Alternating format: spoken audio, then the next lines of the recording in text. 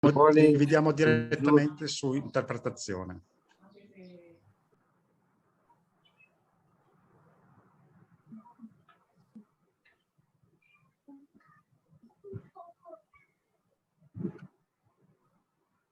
صباح الخير وليد.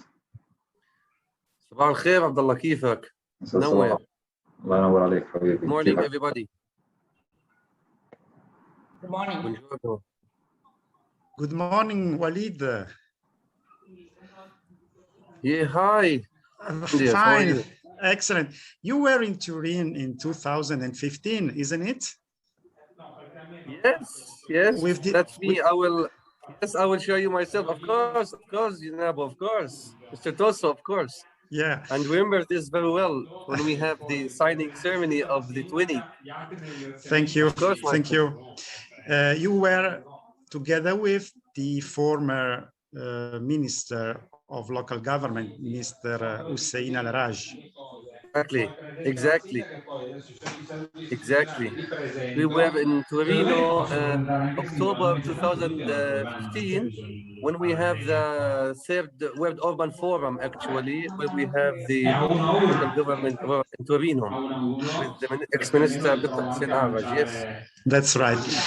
I'm happy to know that you are still the advisor of the current minister for the international cooperation. Yes, I'm still, unless if Abdullah, my colleague Abdullah, don't need to stay. I hope so. You are most welcome, Walid. No, pleasure to join and to share with you on behalf of the minister and behalf of the ministry, actually, with you colleagues. And it's good to have this new energy and a new communication despite the pandemic, despite the health issues. We're very happy that to conduct this kind of conferences and workshops and meetings. Indeed.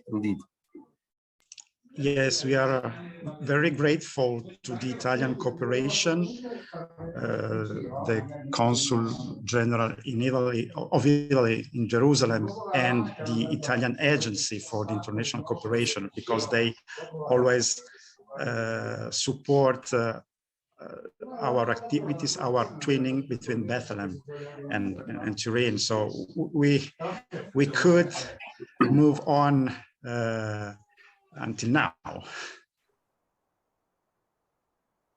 Yes, Tosso, indeed. And actually, we are looking forward to, I'm very happy to have the results of this twinning today and the outcome of this twinning among this year's active and still valid. We count too much on you, on Bethlehem stuff also, and Torino stuff. We're very happy of both of you, actually, to go ahead and to have this twinning and this relation all together. So if one of these days we will be able to come back in Palestine, I would like to meet you again in Ramallah, maybe.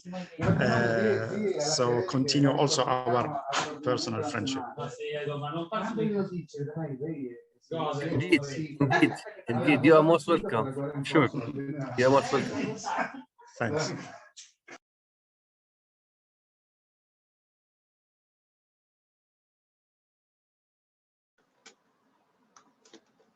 Okay, if I can take you just 1 minute, I will introduce myself. I will manage this Zoom meeting only for the technician issue.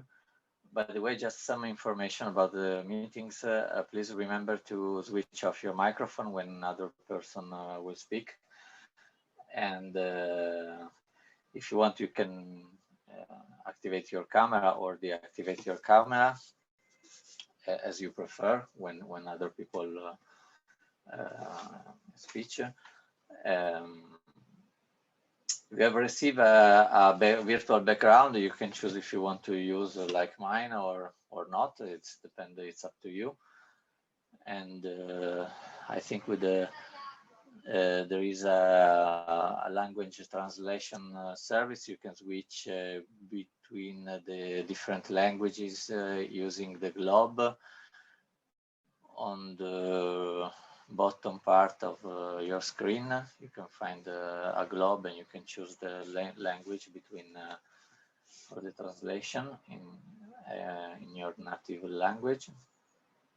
And then the webinar will start in, I think, 5 minutes. So it's 8:48 here in Italy. So basically, I think in 5 minutes, if it's okay for you, Giampiero, or at 9. At 9, we officially will start the webinar. It's okay. Yes, it is. Buongiorno. Buongiorno. Buongiorno dall'ufficio di sinistra, buongiorno, mi sentite? Non benissimo, se dobbiamo essere sinceri, l'audio è un po' lontano, rimbombante. Però... Ora va meglio? Ora un po' meglio? Leggermente. Sì, perché abbiamo un microfono ambientale, quindi la sala è molto grande. È molto lontano probabilmente, sì. Vero? Sì, no, è la sala che è grande, il microfono è vicino alla sala che è grande.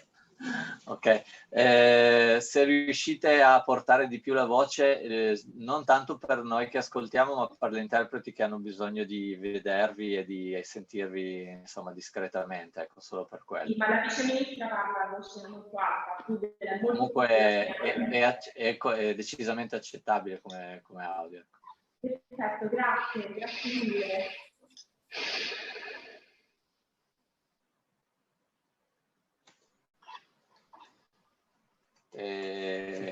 Ricordatevi appunto di tenere il microfono spento quando non lo utilizzate.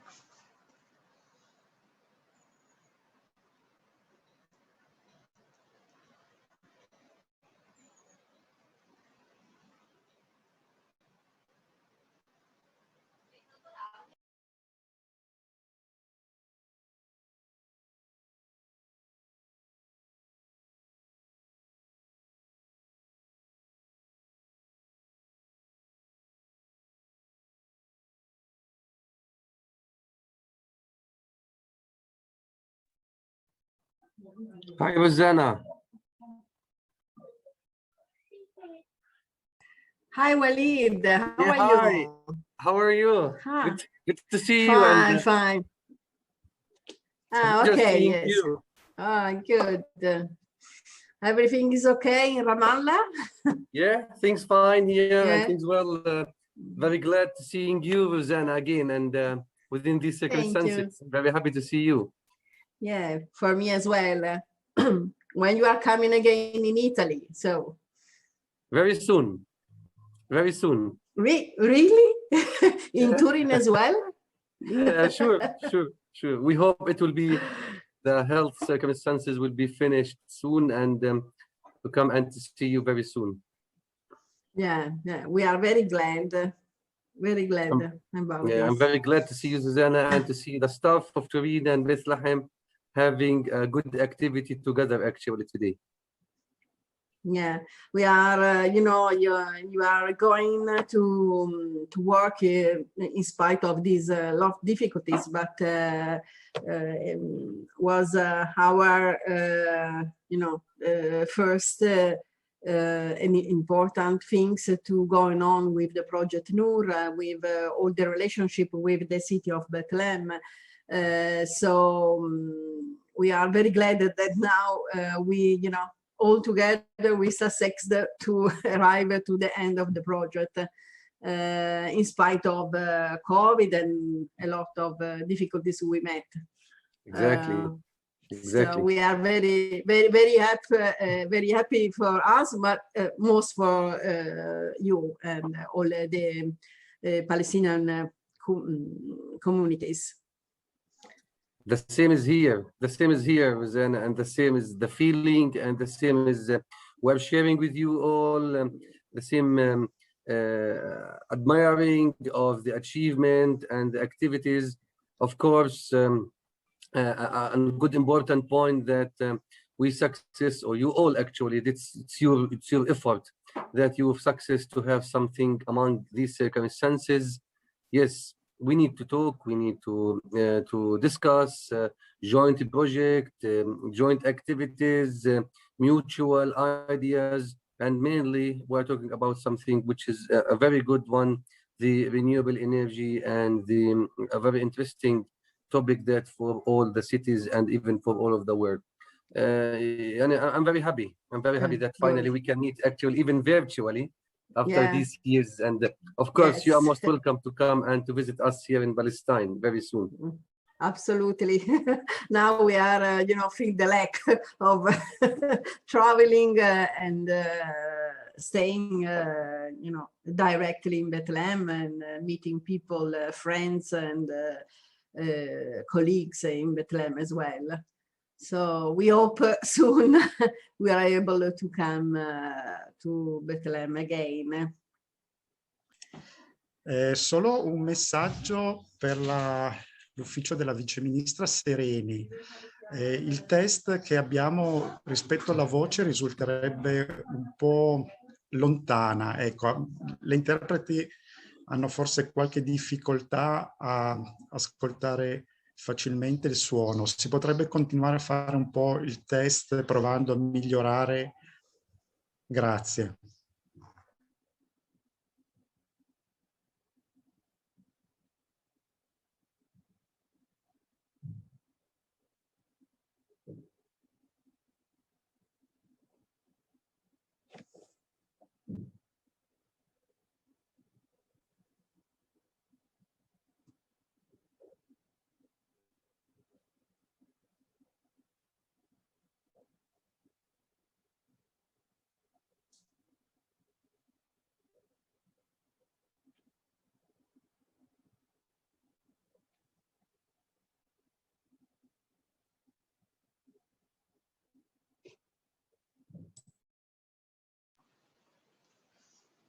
E non so, Giampiero, se forse non ci sono nella sala conferenze. Credo che in questo momento non siano collegati, esatto.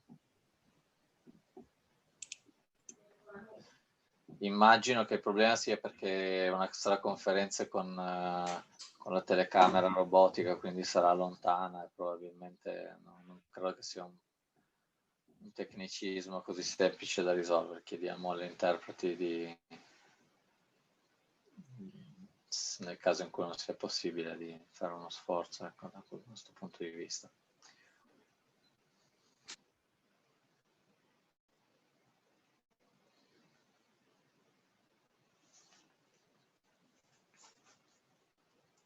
Okay, if anyone have some question about using Zoom or issues, or now is your opportunity, because I think in 5 minutes we will start. I would like to know, when do you plan the break? At which time? I think it's Giampiero. When will be the break? Yes, it is scheduled at 10:20. Okay.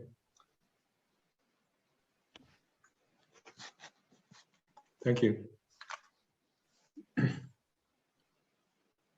A virtual coffee break.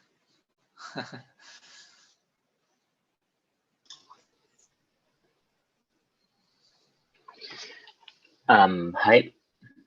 Hello. Do you hear me well? Yeah, perfectly. Yeah. Okay, perfect. Yes. Just wanted to buongiorno, mi sentite? to test it. Sì, non so chi parla. Sono Giuseppe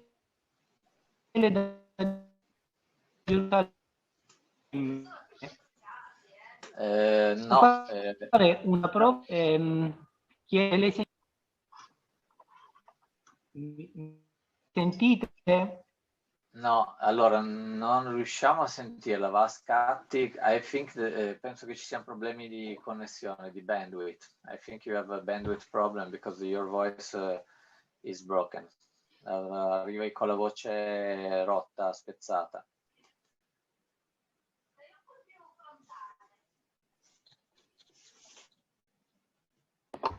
Mi sentite adesso?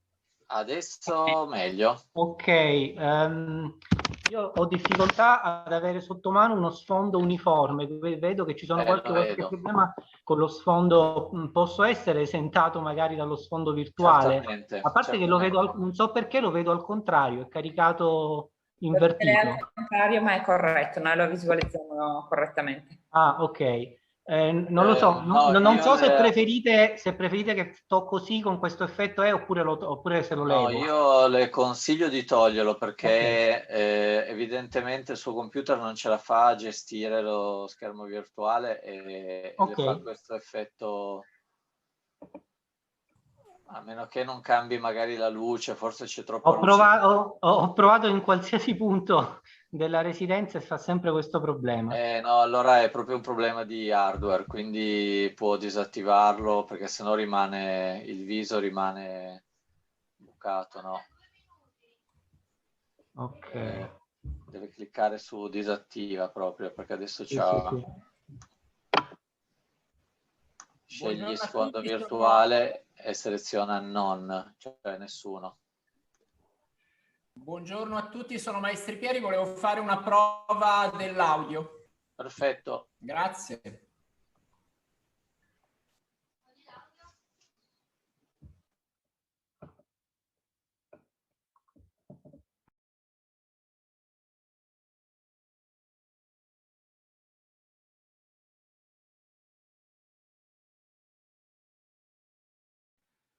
Silvio, manca poco, eh? Stiamo verificando solo la partecipazione della sindaca Appendino, che non ci risulta ancora. Sì, no, si sta per collegarsi. Sta per collegarsi, grazie. Entra il sindaco di Bethlehem. Carmen, Mayor Salman is available now?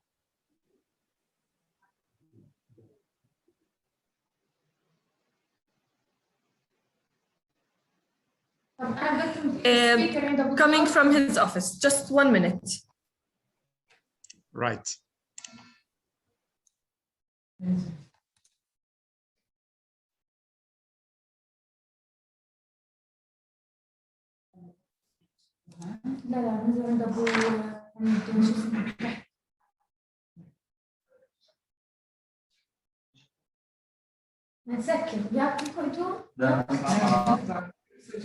The webinar بلدي بلش لايف.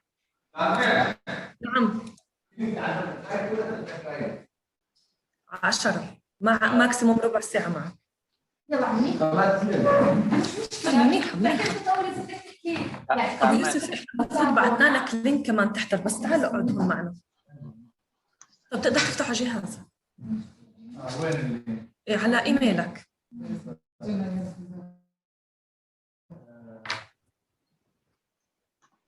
Ok,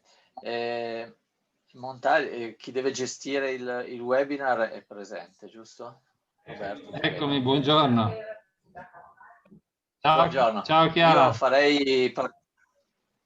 Buongiorno a tutti, buongiorno anche alla sindaca Appendino. Farei partire il webinar e introduce Montà, così partiamo e rispettiamo i tempi, se siete d'accordo. Good morning, Anton. Nice to meet you. Good morning, everybody.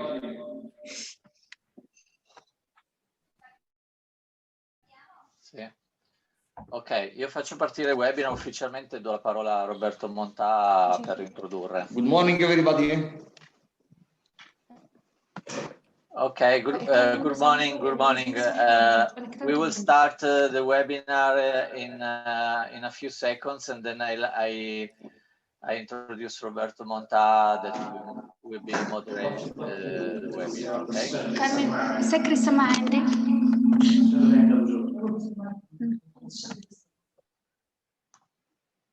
Ok.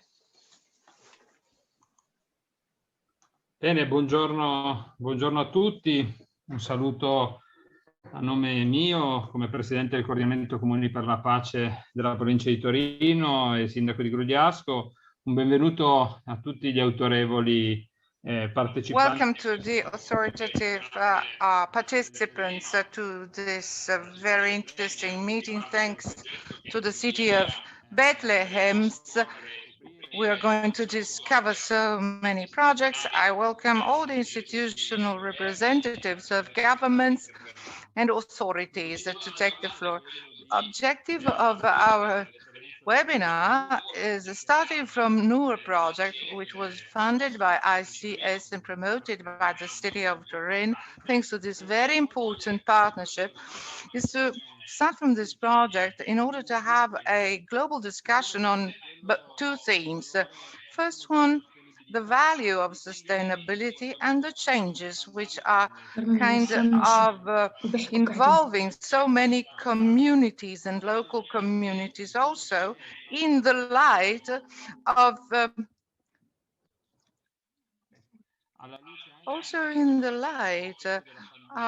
pandemic. Especially in Europe, large investments are being made by the EU, municipalities and regions in investing in environmental transition of our cities to make them more sustainable, less energy consuming. The new project has got this very value, that is to say, trying to expand this experience, transfer all the skills from Italian cooperation and related technical partners in Italy, take them to the city of Bethlehem. Of course, we should reflect, first of all, on how these needs are global, and such experiences are matching cooperation values. Pandemic showed us that we are all together in one single planet, and so we should all feel responsible. There cannot be a world more sustainable in energy terms without all the countries together, not only the industrialized ones, and cooperation plays a key role. Cooperation, especially decentralized cooperation after COVID, isn't easy. So we're going to discuss about this also. This is a very complex time. However, the value of cooperation lies in the ability to build peace by guaranteeing sustainability, access to energy and water wherever in the world.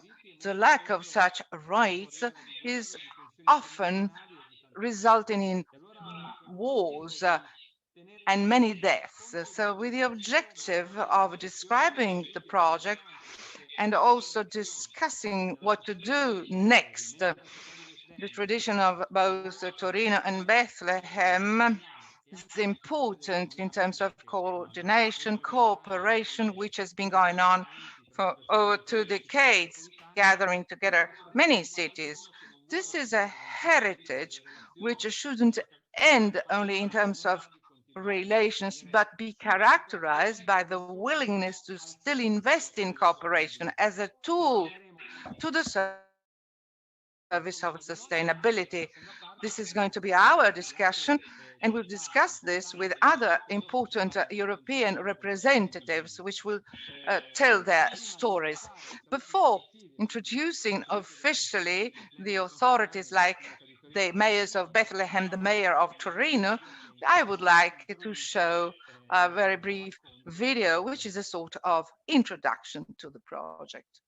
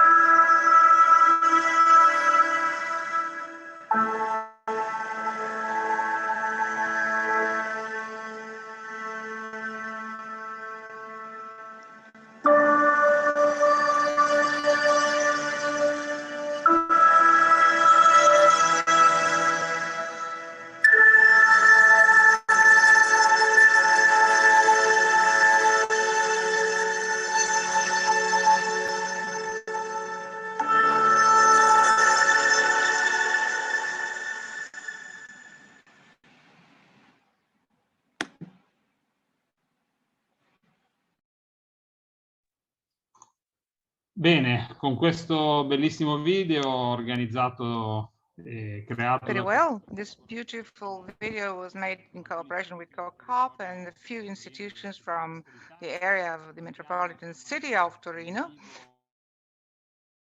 So we're now going into the very heart of current discussions with beautiful images of a Christmas tree in Bethlehem, fully lighted, and memories of very important things done together. I give the floor to the mayor of Bethlehem, Mr. Salman. And after so many difficult weeks for his community and his territory, I welcome him with the objective that we all have, that is to enable everyone and all to live in peace, no more death, no more violence, in full respect with international rules. You have the floor, sir. Switch on the mic. Your Excellency, Ms. Marina Serrini, Italian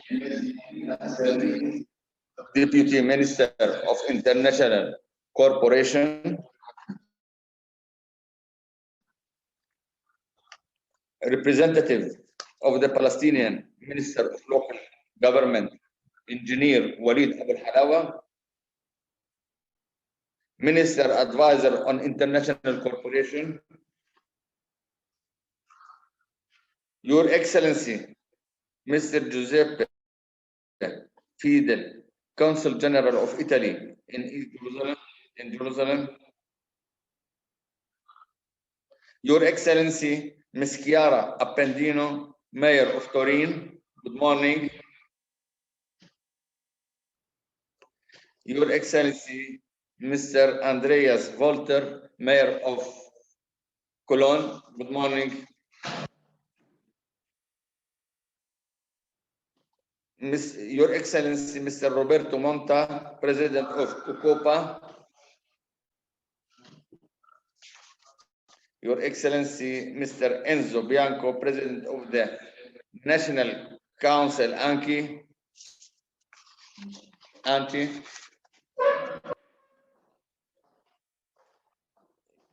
Your Excellency, Mr. Andrea Ferrari, President, Italian Coordination of Local Authorities for Peace and Human Rights. Your Excellency, Mr. Guglielmo Giordano, Head of the Office of ITIS in Jerusalem. Our esteemed friends and guests, good morning from Bethlehem, the city of nativity, the city who suffered during the last year with a very, very difficult situation as a result of the COVID and the stopping of the tourism in the city. With all of what we suffered during the last year, we still have the hope for in the future for better days. For that, we are sending you our greetings with hope, with justice and love. I welcome you in the Noor Project International Conference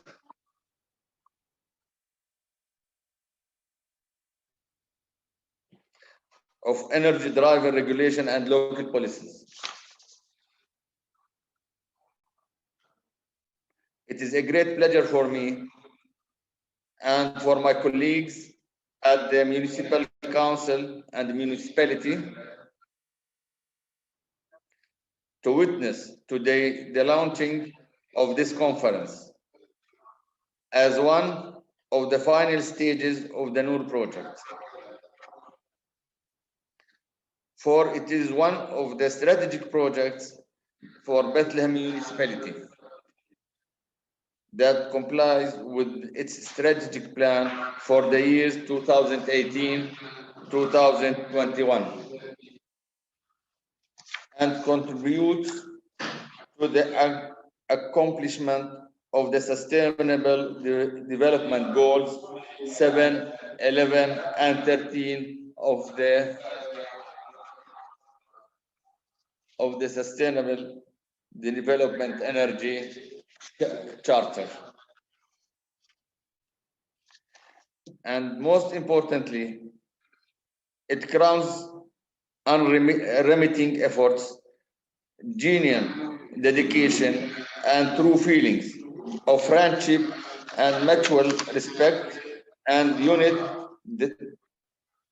the two cities of Bethlehem and Turin since 2015. Here, I would like to extend my sincere thanks and appreciation to the Mayor of Turin, Mrs. Chiara Appendino, and the dedicated staff of Turin for the great efforts and continuous dedication given to the relation and this project. For the Palestinian territories in general and Bethlehem particularly, the alternative energy is one of the important projects because, as maybe you remember, that producing energy, producing traditional energy according to Oslo Agreement, it's forbidden for the Palestinians. And the only source of energy in Palestine is the Israeli companies. So we haven't any opportunity in developing the energy producing in the occupied territories because it's forbidden. And as a result of that, and because the Oslo Agreement didn't spoke about the alternative energy, it gives us the chance and the opportunity to have these alternative energy. And for that, we are looking forward to improve our alternative energy as panels of the solar systems, as one also of the limited sources for us, because we are a small country. We haven't the alternative ways or the alternative technology to use in producing the energy.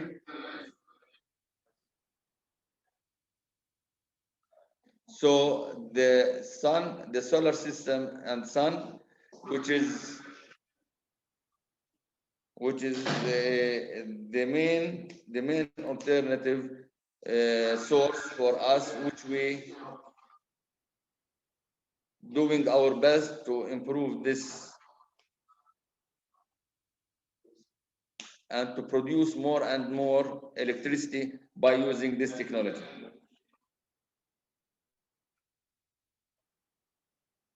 We hope that Bethlehem will continue with its strategic plan, building a new farms, panels, so we can be independent on ourselves in the future to have our needs of the electricity by the alternative source. So the city of Bethlehem holds an important significance on the spiritual, cultural, and historical levels. It is considered as an important destination for pilgrimage and tourism, for it is the birthplace of Jesus Christ, and this year it is the capital of the Arab culture. However, Bethlehem development and expansion is limited due to the Israeli occupation procedures in fragmenting the city, confiscating the lands, controlling its resources,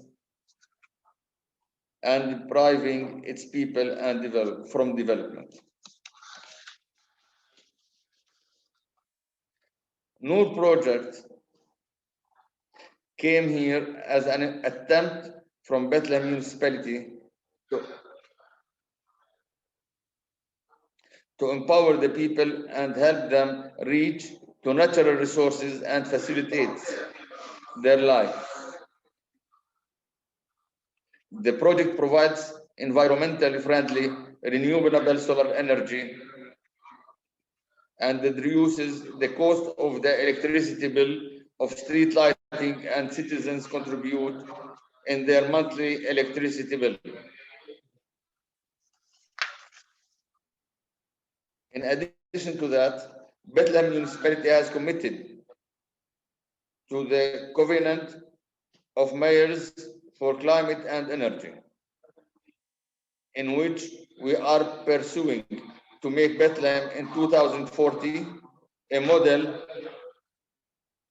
for environmentally friendly city and a model for urban cities working to reduce pollution and encouraging citizens to use environmentally friendly means for transport, such as electrical cars, and using alternative energy means such as solar panels.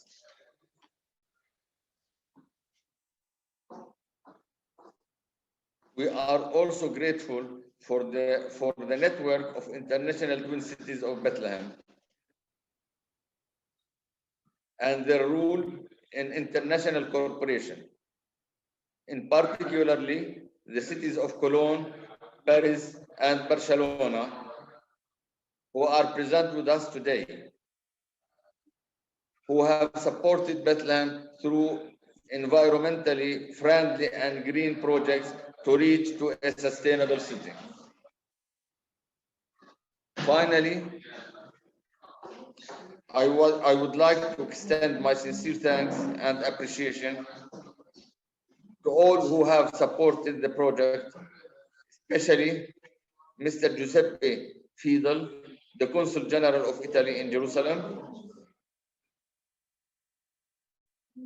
the Italian Agency of Cooperation and Development, represented by its director in Jerusalem, Mr. Guillermo Giordano,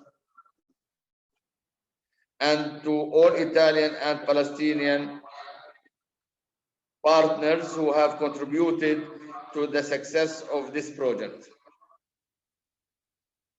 I hope that in the near future, the world will go back to its normal life. The COVID-19 will end, and the world will go back to a normal transportation all around the world. so we can honorarily host you in Bethlehem in the near future. I wish you all the best for everybody. I wish you a good health, and thank you for everything you did for Bethlehem. Thank you. Grazie Anton Salman, grazie. Thank you very much, Mr. Salman, for illustrating the significance of this project, but also the sense of cooperation and proximity of the city of Turin and all the project partners who testified to your work at a tough time. So now, the floor to the one who guided policies in the city of Turin. I'd like to give the floor to the mayor of Turin.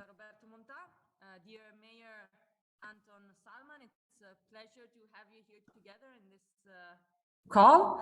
And dear Italian Vice Minister of the International Cooperation, Marina Sereni. Dear representative of the Palestinian Minister of Local Government, Wali Abu Alawaye. And European Palestinian Italian authorities, ladies and gentlemen, first of all, thank you for organizing and participating to this such important moment. I am really honored to open this international conference organized to reflect on the impact that local energy policies, as has already been said, and international cooperation policies have on sustainable energy and on the life of our communities. Since 2014, Bethlehem and Turin joined their expertise. And I have to say that for these 5 years that I have been mayor, it has been a wonderful experience to join our local communities. The NUR project has been a further opportunity to strengthen the institutional friendship between Turin and Bethlehem, a project for clean and renewable energy, such as solar energy. We focus on water, food, and clean energy. These are all common goods on which fundamental rights of citizens are based. I would like to highlight the various partnerships of the NUR project, which I think are the strengthening point of what we did in these years. I think it is a huge added value to have many groups of peoples, organizations that together work on such an important project. So in this case, we have 2 municipalities, obviously Bethlehem and Turin, a network of municipalities for peace, COCOPA, and let me thank the wonderful work of COCOPA, 2 universities, Polytechnic of Torino and Links Foundation on one side, and Bethlehem University on the other, 2 vocational training institutions, the Salesian Technical School of Bethlehem and NI Piedmont of our region, 3 high schools, Avogadro of Torino, Majorana of Grugliasco, and Pininfarina of Moncalieri. VIS, which is the Italian non-governmental organization with greatest experience in Bethlehem, and it was wonderful to work with them. And also a private company, which is AI Engineering Studio, which is located in Torino, in our city. And let me underline that our intent to associate all these stakeholders in the NUR project along with local authorities takes the cue from the Italian cooperation law that has already been talked about. We talked about it many times, which in 2014 recognized new cooperation actors.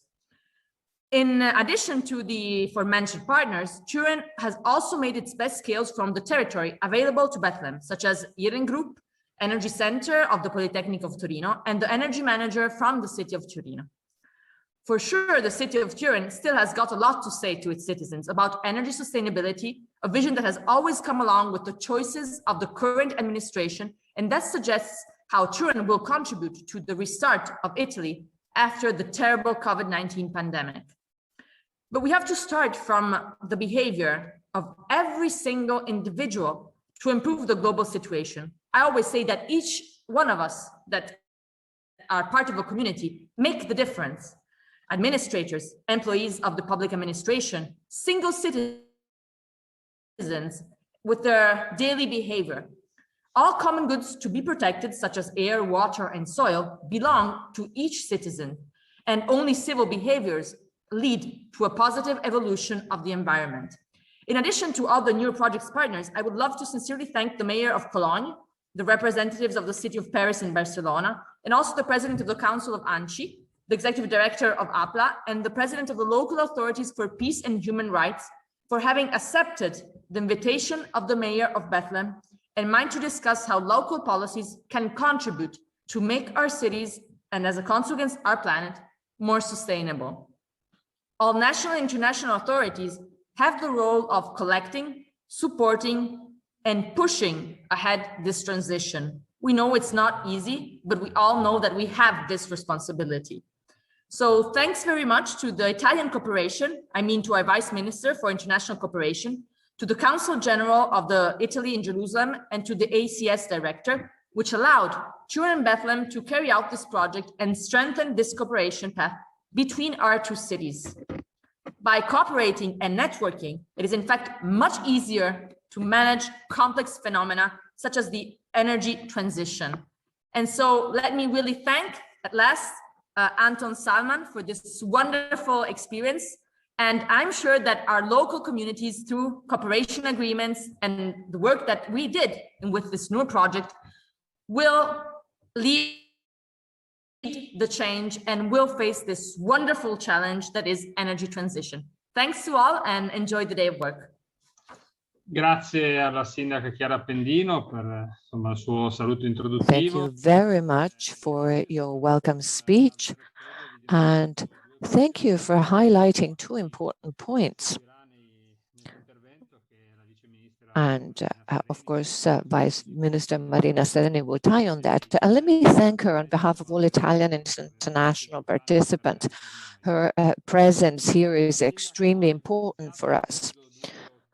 The mayor made 2 or 3 points that I'd like to submit to Minister Sereni. One is the role of municipalities and the networks of municipalities as a tool for cooperation. There has been a legislative evolution, opening up new spaces. We need trust, we need guidance, and we also need resources to continue along this path at a very tough time, since we all want to emerge from the pandemic, of course. But I think the mayor also highlighted another key aspect, which is decentralized cooperation and community cooperation, which combines the efforts of individual stakeholders. And the new project plays a key role. Universities, technical agencies, enterprises, citizens, young people, the whole community mobilized to support the project, and with the pleasure of sharing rights and the relationship with the city of Bethlehem. So it is now up to you to offer us your contribution and your help. Thank you very much. I'm very, very happy to be here with you. I'd like to thank Mayor Appendino and Mr. Monta of the Coordination of Municipalities for Peace for participation at the Noor project and at this conference. I'd like to welcome Anton Salman, the mayor of Bethlehem, the minister, Alaoué, and all the international guests here with us today to discuss the development of energy policies and urban renewal. The development of renewable sources are vital challenges for the near future, as we heard from Mayor Appendino and the mayor of Bethlehem. Well, of course, every country is called upon to take these challenges in each country and also at the level of international cooperation. And for this reason, I think the development of partnerships and cooperation like Noor play a truly vital role involving universities, cultural centers, organizations of civil societies. They're all key actors in development cooperation. And it is certainly a success every time that Italian cooperation organizations can create a network with all the stakeholders to pursue and achieve common goals. As we just heard, I firmly believe in the role of decentralized cooperation, and I also firmly believe in the role of the local authorities to give cooperation the opportunity to involve entire local communities, that people-to-people relationship. And in this project, we could certainly testify its strength and importance.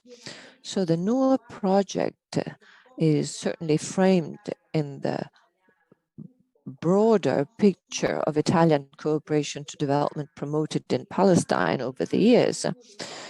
And that makes Italy one of the main international donors to Palestine.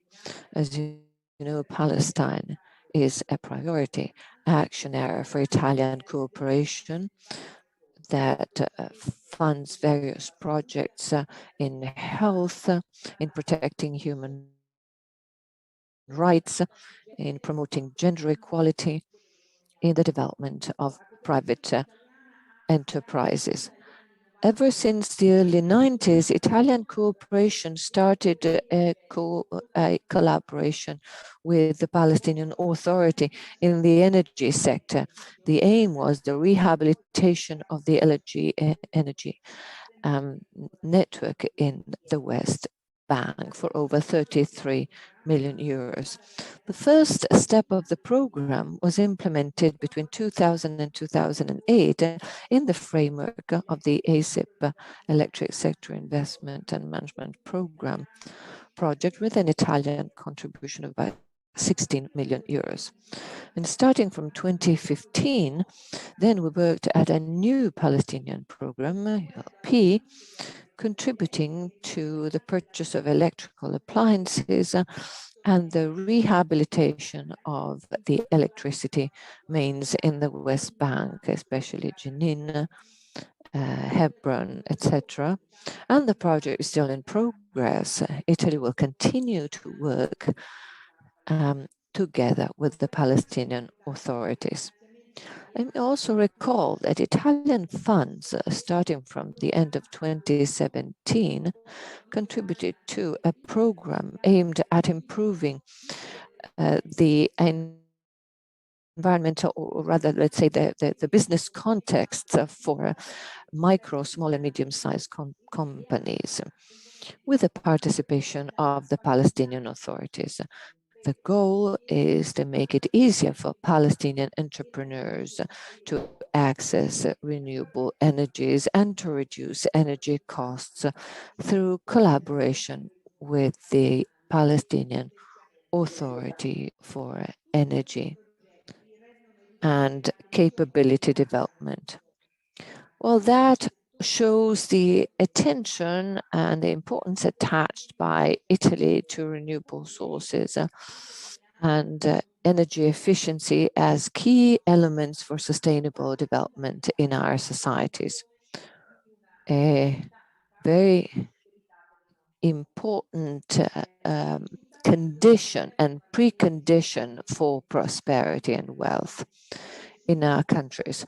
Of course, the subsequent speakers will expand on that, but let me emphasize that this initiative through technical assistance for greater efficiency, energy efficiency, vocational training, support to micro, small and medium-sized enterprises and startups, and awareness raising initiatives, as we heard from Mayor Appendino, so as to mobilize each citizen. Well, that's a common challenge, of course, both in Europe, in the Middle East, in the southern part of the Mediterranean. And therefore, it's paramount to work together to promote the transition towards clean energy sources.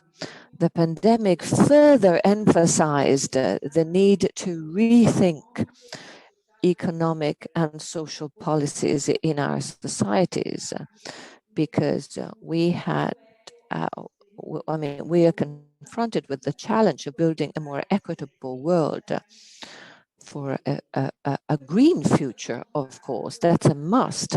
And this project showed how synergy and cooperation between different partners operating at different levels, the local authorities, universities, the organizations of civil societies, all that can make the difference. That's why we should continue to work together in promoting these initiatives, and Italy will certainly not shy away from that. Let me move to a closing saying that this project is even more important in the light of the recent events in the occupied territories in Palestine and in the Middle East. We are currently committed, together with the rest of the international community, so we are committed to consolidating the ceasefire, to make sure that to prevent any further unilateral actions leading to a new escalation.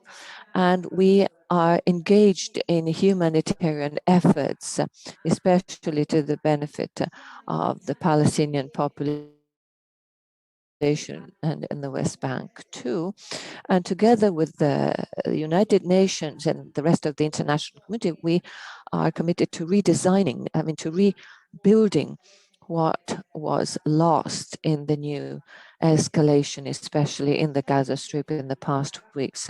And we are committed to strengthening any action that can reopen a negotiation between the parties, because a just solution to the Israeli-Palestinian conflict is that of the two states, according to the resolution of the United Nations, and that can be reached only through direct negotiations. And this is why we believe that development cooperation also plays a political role.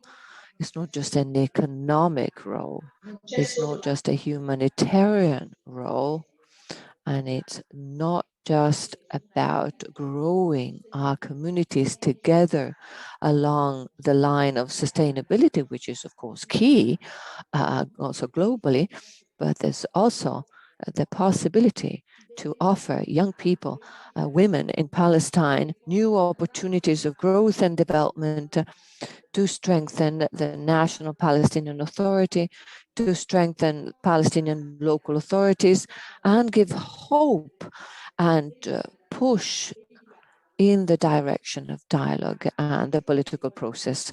Thank you very much, and good work to all of you.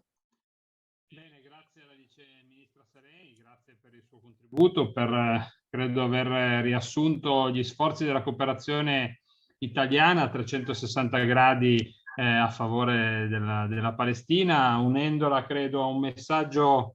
Thank you very much. This is certainly a message of peace, and we know that peace is also built through proximity and through people-to-people cooperation that you illustrated very well, and the NUR project is an important testimony of that. And with this message, we move to the Palestinian counterpart, Dr. Walid Alaoué, Minister for Palestinian Cooperation, received this message of cooperation very close to the Italian from the Italian government, and could appreciate the efforts of the Italian cooperation and the city of Turin in the NUR project. To you, the floor. Buongiorno.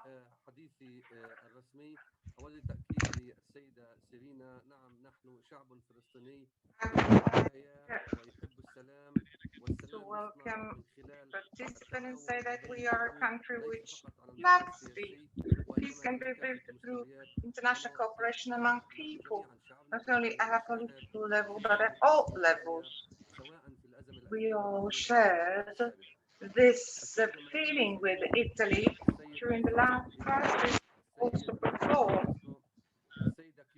Deputy Minister, participants, Mayor of Torino, and Mayor of Bethlehem, and all participants and representatives of local authorities and Italian and Palestinian authorities. I wish you a fruitful day. I would have very much wanted that this event was held in Bethlehem with all of you. Alas, due to the health situation, due to the pandemic situation everywhere, the municipality of Bethlehem and Turin decided to organize this meeting as a virtual meeting.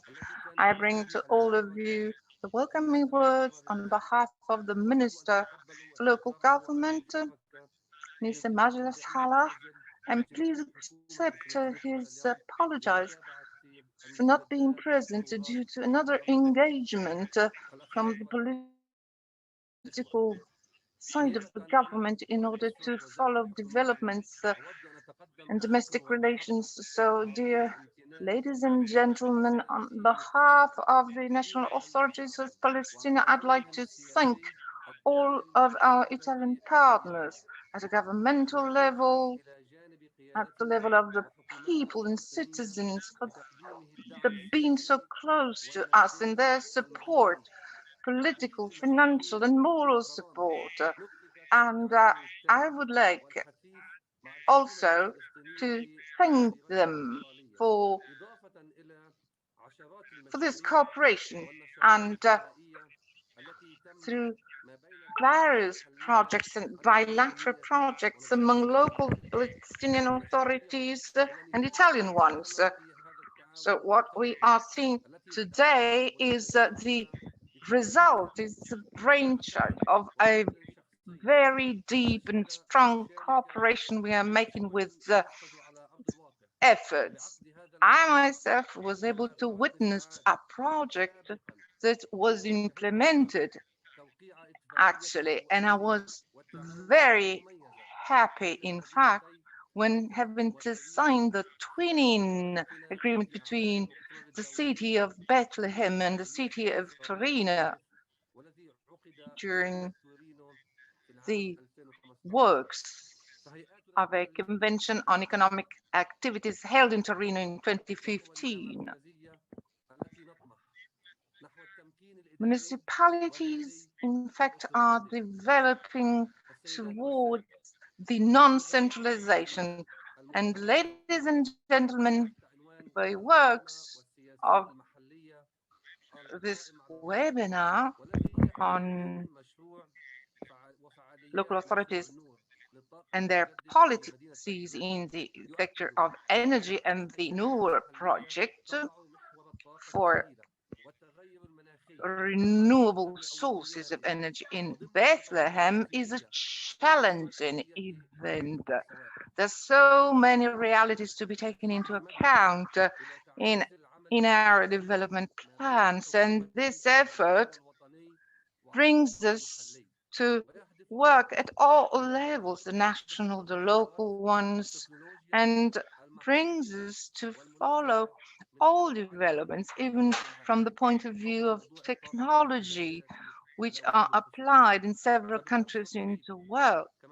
And this with regard to renewable energy development, as my colleague, the mayor of Bethlehem, said, the city of Bethlehem joined the covenant of mayors and committed to decrease polluting emissions and fully respect the environment by making use of energy in a responsible fashion, and it is about to apply a new protocol on energy. Ladies and gentlemen, as you know, Palestine signed the Paris Agreement a few years ago. And in the light of this signature, took all means and methods at the level of the government to apply the clauses of this agreement by preparing teams in various ministries involving the private sector too, to take into account new strategies to apply these clauses. The theme of energy means that we are about to apply a very large plan to be applied locally as well through the Energy Authority in Palestine and through all partners and ministries. Palestine started and developed new guidelines for a better use of renewable energy, be it solar or wind energy. The government already developed new relations with the private sector, which are operating in this area. Locally, our strategies with local communities and authorities are a priority, above all in this field and fully in line with the implementation of this agreement. So we, of course, are committed into this development. And this project, which has been brought forward by the cities of Torino and Bethlehem, is just an indicator of this approach. The Palestinian government is about to make the final touch-ups for this energy-driven project by a better use of solid wastes. This will involve the municipality of Jenin with the participation of the private sector. Ladies and gentlemen, dear guests and participants from all the regions, we believe that renewable energy isn't just a green energy, it's a way to get free from the sort of monopoly in this sector. It's a way to release and relaunch the Palestinian economy. And freed from this monopoly, this occupation is depriving our economy from very important opportunities for development. And for this reason, we are unable to support our industries, also due to the cost of electric energy. And unlike other countries in this area, we do not produce such energy. It is sold at a very high price if we compare to what happens elsewhere in other countries. The city of Bethlehem is an important touristic venue. It's considered one of the most important venues for pilgrimages. However, the city is not able to support the cost of electric energy for such touristic activities. In order to develop such a sector, to produce new services for tourism, which the occupation is currently doing through the support of electric energy costs to their own tourist industries, so as to become our biggest competitors. Ladies and gentlemen, renewable energy is a priority, is a global priority. It is one of the most important sectors of cooperation among the various countries, and it is important for the very life of human beings. Alas, this is not applied to Palestine. Why? Because the solar energy development structures are an objective of the Israeli occupation, and they take every chance to destroy such structures with various excuses. Sometimes they say they are not authorized. In other cases, they say that they need the authorization from Israeli companies. And this requires that all the international community and also us are able to quickly intervene. They should support us in order to tackle this aggressive policy, which is contrary to any international human principle, which represents a proper violation of all the agreements on renewable energy, because this environment, as Mrs.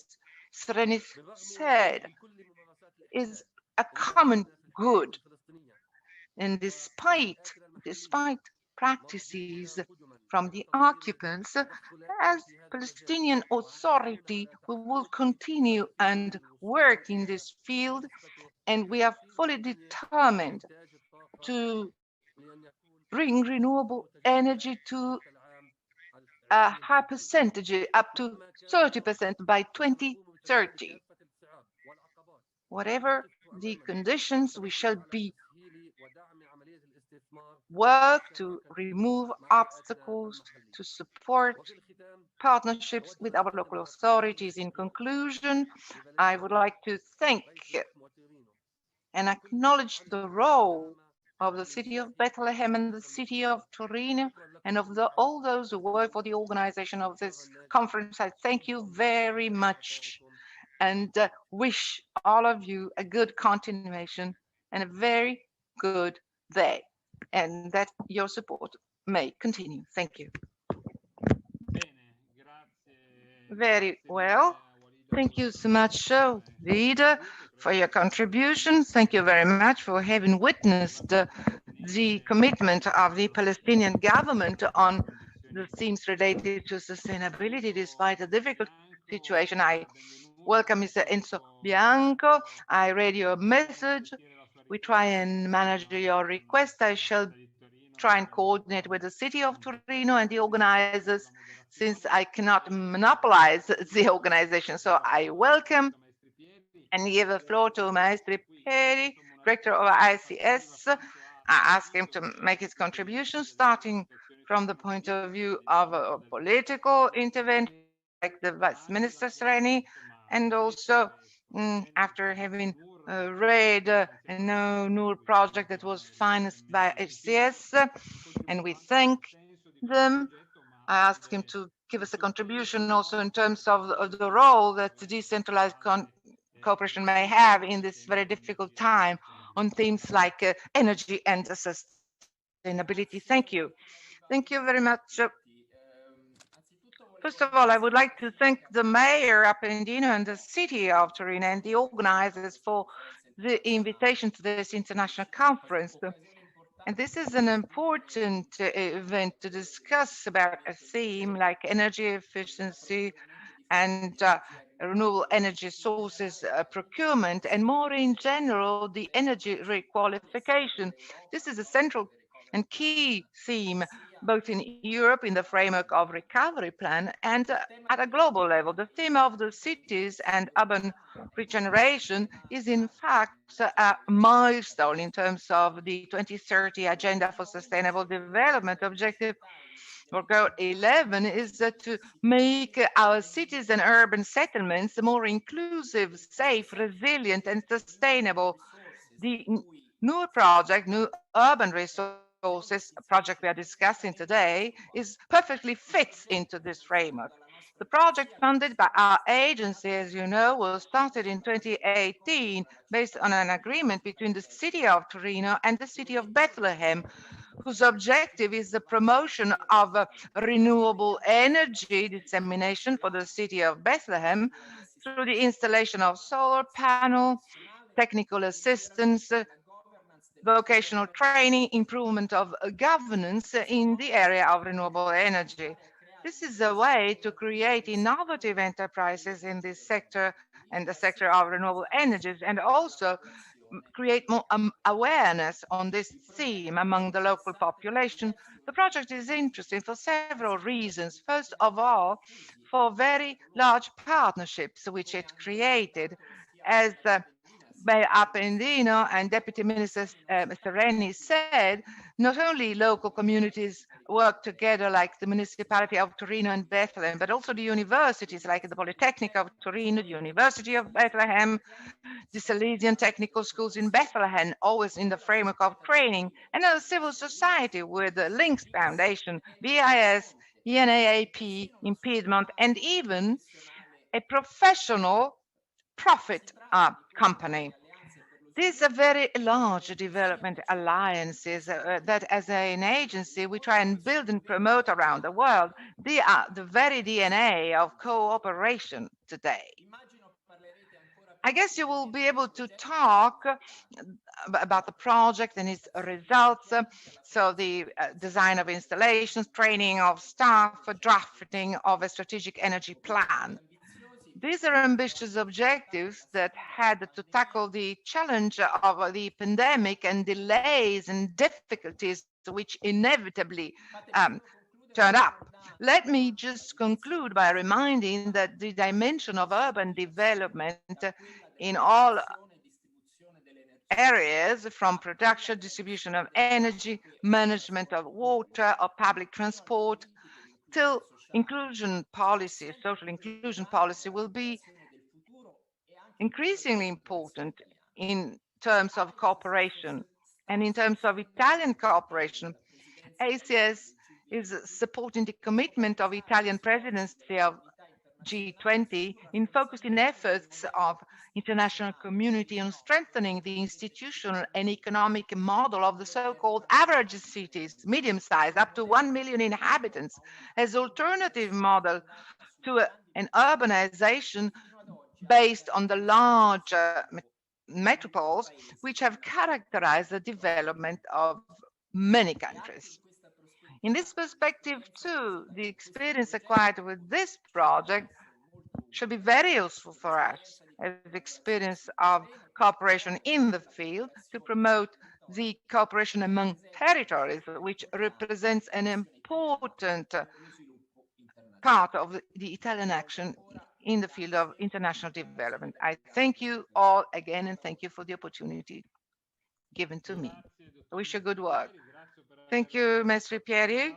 Thank you for having represented the Alliance for Development, which NUR project is a very important element, and as the subject which is part and parcel of this alliance in the NUR project, I would like to invite ACS and Italian cooperation to enhance, to fund, to create competitions enabling the creation of such alliances. These are virtuous alliances which enable all the cities, all the municipalities that can get together and participate with their local communities, the economic and social actors in the territories, education, vocational training. I mean, this is an important resource also to overcome the selfish approaches, which is a very modern trend today. I thank you very much for your intervention, and I reassure Enzo Bianco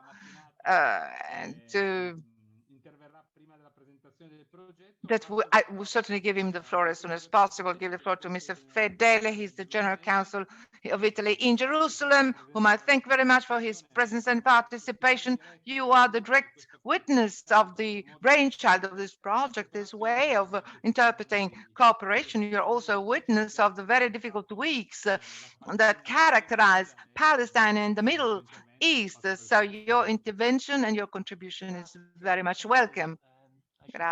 My inclusion in such an impressive list of speakers. Sorry, let me disconnect the interpretation. Okay, now it should work.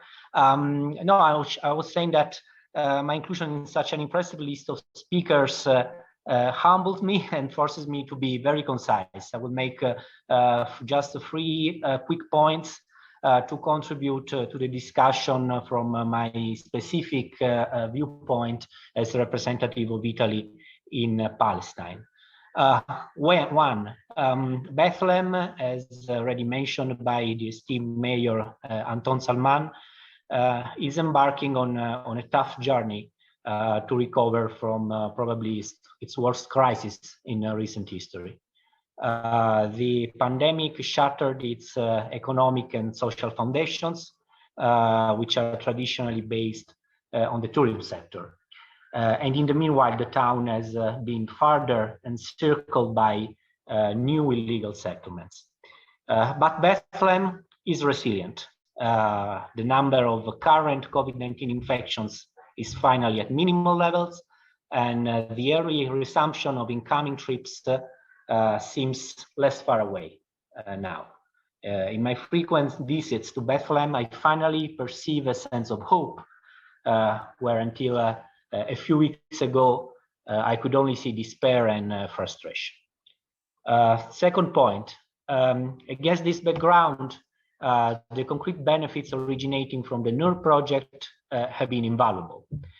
Deputy Minister Marina Sereni and Director Luca Maestripieri have already articulated how this initiative promoted by the Turin municipality perfectly fits into the approach of Italian cooperation in Palestine. We will always be driven by local needs, institution building, pursuit of sustainability, and inclusion of public and private stakeholders.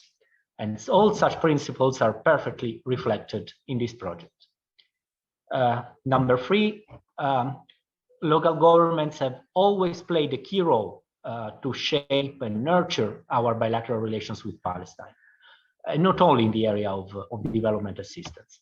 The historical bonds between Italian and Palestinian municipalities make for one of the founding pillars of our friendship. And in particular, I'm a first-hand witness of the importance attached by the municipality of Bethlehem to its twinnings with Italian local governments. Following a tough year of suspended or at least diluted personal exchanges, we are firmly committed to revive existing partnerships and launch new ones. As a final remark, let me stress that today's conference shows that the NUR project has grown into something bigger.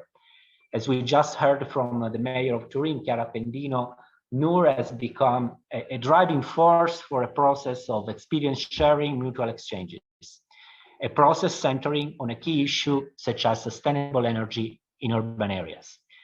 So I firmly believe that the Italian authorities can only be proud of having supported this initiative and should be grateful to the municipalities involved in it. I thank you for your attention.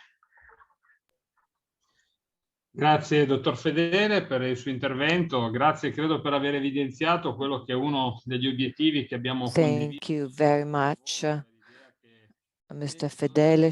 Thank you for sharing that the project includes a process in terms of relations, in terms of best practices to share. Thank you so much, because your perspective is so precious and important, as is that of Guglielmo Giordano, the director of CIS in Jerusalem, and he certainly testified the NUR project right from the beginning. He supervised it. He was a sort of guardian. He could see its strengths and weaknesses.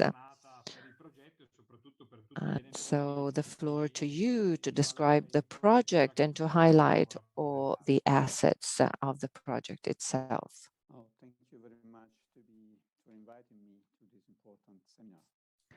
Grazie per avermi invitato a questo seminario così. Having the chance to witness once more the relevance and success of diverse partnership involvement in shaping a sustainable future. In this regard, NUR, the New Urban Resources, is one of the most impressive initiatives carried out so far. To date, Italian authorities are playing a major role in Palestine, firmly considering as a priority country for Italy.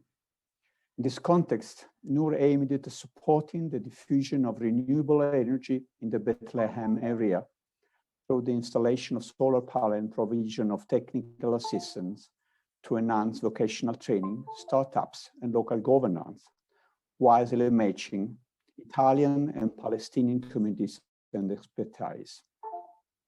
The importance of the renewable energies in particular is widely recognized as a fundamental part of green economy, and more countries and addressing their policies to increase investment and finding tailored solutions to the respective environment and condition. Europe has expressed its interest and will to engage on that, either amid member states, but also within the external action and development cooperation. The Italian cooperation is ready to continue to accompany Palestine for the enhancement of solar energy, permitting to free important financial resources to be dedicated for the implementation of other important services for the wellness of Palestinian people and providing the needful energy for enhancing the private sector development and the creation of employment. As the need to move to greener energy has gained due attention from most of the countries. And while the great benefit deriving from it, and now properly understood, the investment in the sector must be scaled up. Green energy is not only needed to preserve the environment, as was said in the previous intervention, but have also a pivotal role for an independent economic growth. To stress how the energy sector is one of the areas of intervention of the Italian Agency for Development Cooperation in Palestine, I may say the commitment of the energy sector born long time ago, as was said by the Deputy Minister.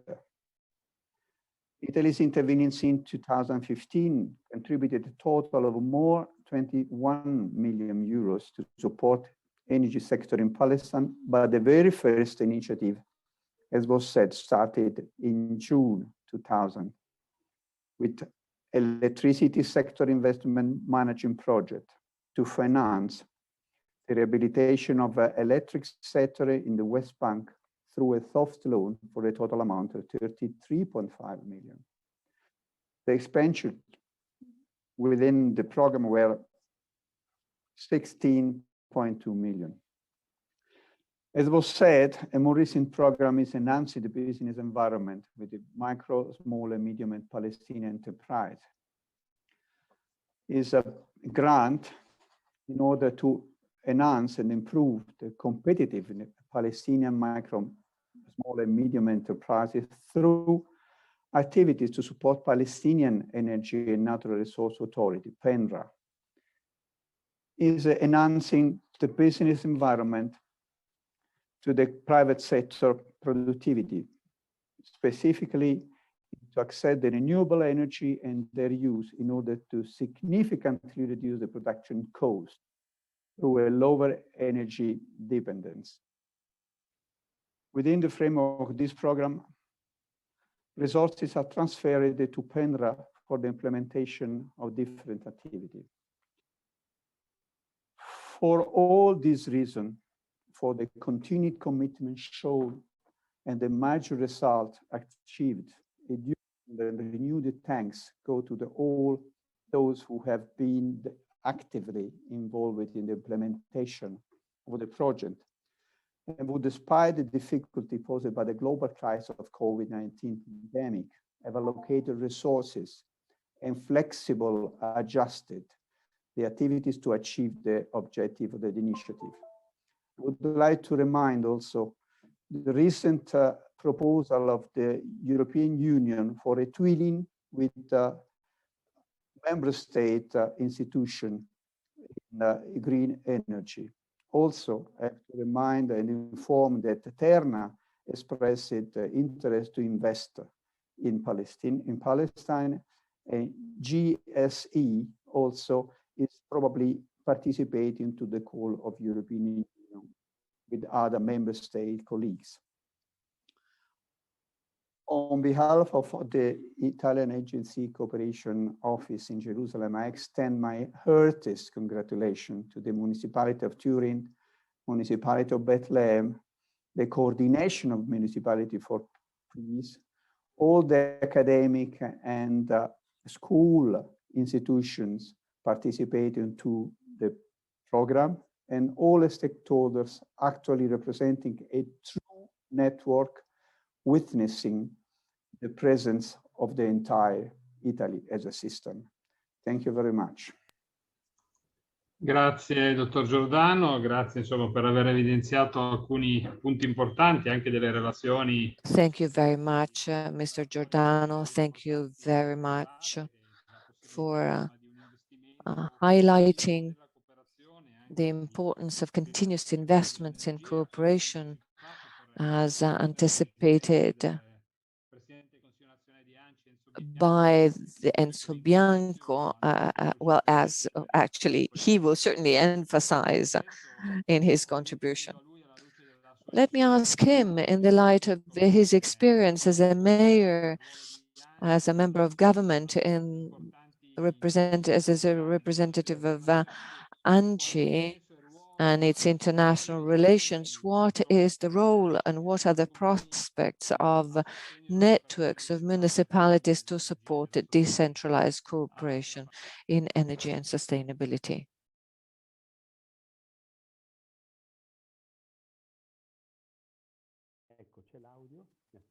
Can you hear me? Very good, thank you. Let me immediately grasp the challenge. ANCI and myself, in my institutional role and in my experience, I firmly believe in this project and in projects like this. I think decentralized cooperation with the participation of the local authorities, the regions, and the world of science and research, businesses and associations. Well, all that is a critical success factor. And I'm very happy to represent ANCI, the 8,000 Italian municipalities, all political parties and attitudes. And I'd like to express our appreciation to the Mayor of Turin for this important initiative. As regards topics like quality of life and renewable energies, Ireland, which is the Assembly of Local Authority, European local authorities, Mediterranean local authorities and regions, a year and a half ago, just before the pandemic, held its plenary meeting in Ramallah. And the meeting was devoted to the blue economy and to the role of this economy in the Mediterranean. My opinion was unanimously approved, and it's an opinion, I mean, allow me to say, it's a very bold opinion, because it's not just based on an analysis of the disastrous situation in the Mediterranean Sea, which is really worse compared to any other sea worldwide. And it doesn't just refer to national policies, but also to cooperation policies.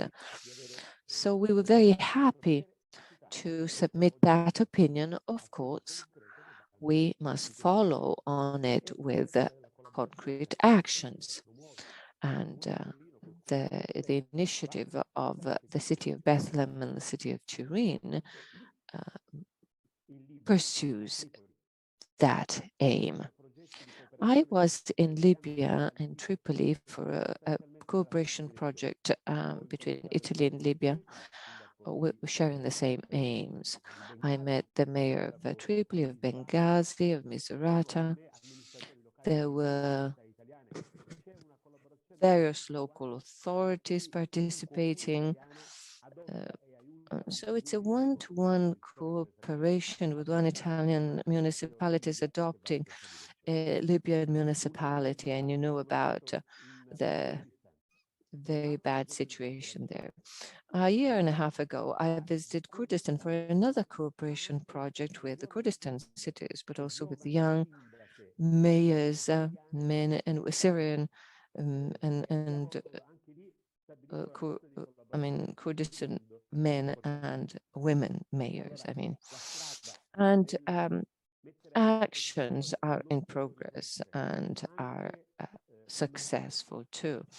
So we should share resources, know-how, organizational capability, our experience to help our Palestinian friends in the city of Bethlehem, which is of course a symbolic city worldwide, is something that fills us with happiness. My organization is, of course, ready to help, and that is the reason why, on behalf of all Italian municipalities, I'd like once again to thank Chiara Appendina, the mayor of Turin, and also all those who believed in this project, and the Bethlehem administrators, because this project plays a key role and has a symbolic role too. It's all about alternative energy sources, and that plays such a key role, a decisive role, that in our project we adopted key steps, for example, banning the extraction of oil in the Mediterranean. And that will be possible only if we produce clean energy. Sorry, I apologize. I have a commitment with the Committee of Regions, and I will not be able to stay with you up to the end. My collaborators will be with you. Thank you very much. I'd like to thank ANCI for their che abbia nei comuni un perno di una relazione, che non servono solo le risorse, ma servono in realtà anche intelligenze, competenze e una capacità. New competencies and a governance that local authorities and regions can offer. So thank you for your contribution. Thank you for your help. And I'm saying it as a mayor, as a member of the national ANCI. So I'd like to thank you for your participation. However, governance, coordination, and the ability to move forward, of course, must be based on technical governance too. So the presentation of the project will be expressed by Maria Bottiglieri and Zaad Al-Zayed, the two coordinators of the two municipalities for the project. And in giving them the floor, let me also thank all the people in the two municipalities and in the common coordination for peace, because, well, it's truly an extraordinary cooperation team. It expresses the willingness to do something actionable, to trigger new processes and to implement them. I'd like to thank them on behalf of all of us, and please extend our thanks to all your co-workers. The floor to you. Thank you very much, Roberto. I hope you can hear me. Zaad, are you ready? Yes. Let me begin with our few slides to give you a summary of what Noor has done in the past few months. I hope you can see. Let me begin.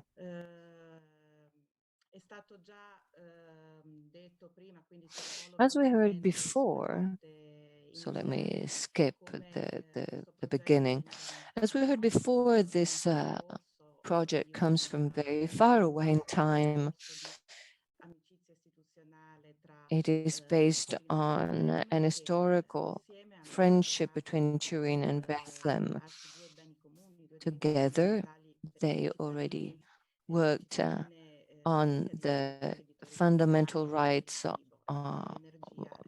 on common goods like water and food as fundamental rights for the citizens of both Bethlehem and Turin.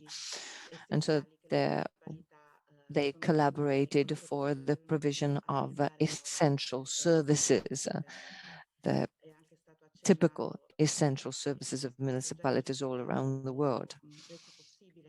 This project was made possible also thanks to the Italian Agency for Development Cooperation and the first call promoted for the local authorities. So we participated in that call and we got a positive response. The project was was intended to be completed a couple of months ago because of the pandemic and all its consequences for the project. It will be completed at the end of this year. We already heard about the significance and the value of this partnership. So please just read the names of all the partners of this project. So I won't dwell on this slide. Of course, we have the mayors, the director of AICS, but we heard about this significance also from the minister. So let's talk about the NOOR project. The main goal is to contribute to an overall vision for environmental sustainability, energy sustainability in particular. And against that background, I'd like to highlight the four specific objectives. The first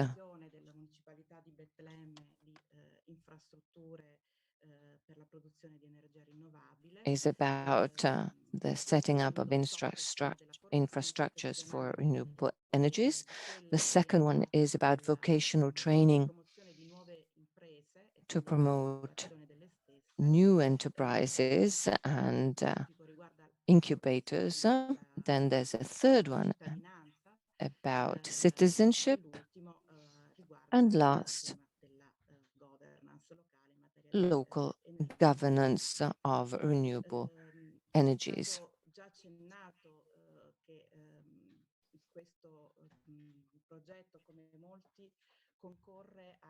Well, this project, as many others,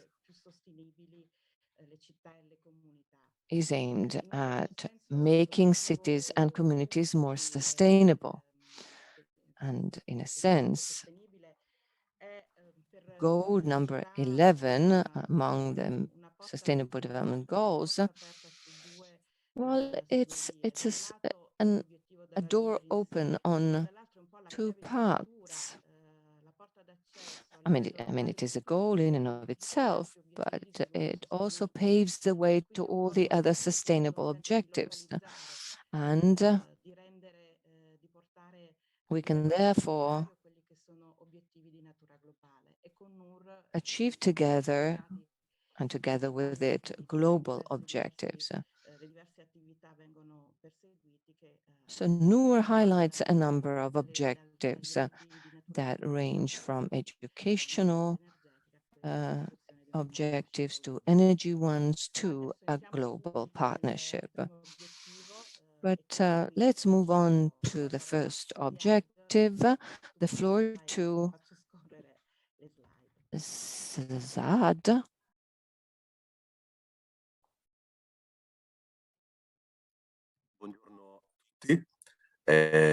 Grazie Maria. Good morning. Thank you, Maria. As first point in our project, we talk about infrastructures and installation of solar panels on various municipal buildings. We started up a first phase with the installation of 145 kilowatt on the roof of the Bethlehem bus station, 14 kilowatt on the Department of Engineering in the Bethlehem municipality, 7.5 kilowatt on a playground named Davide Story.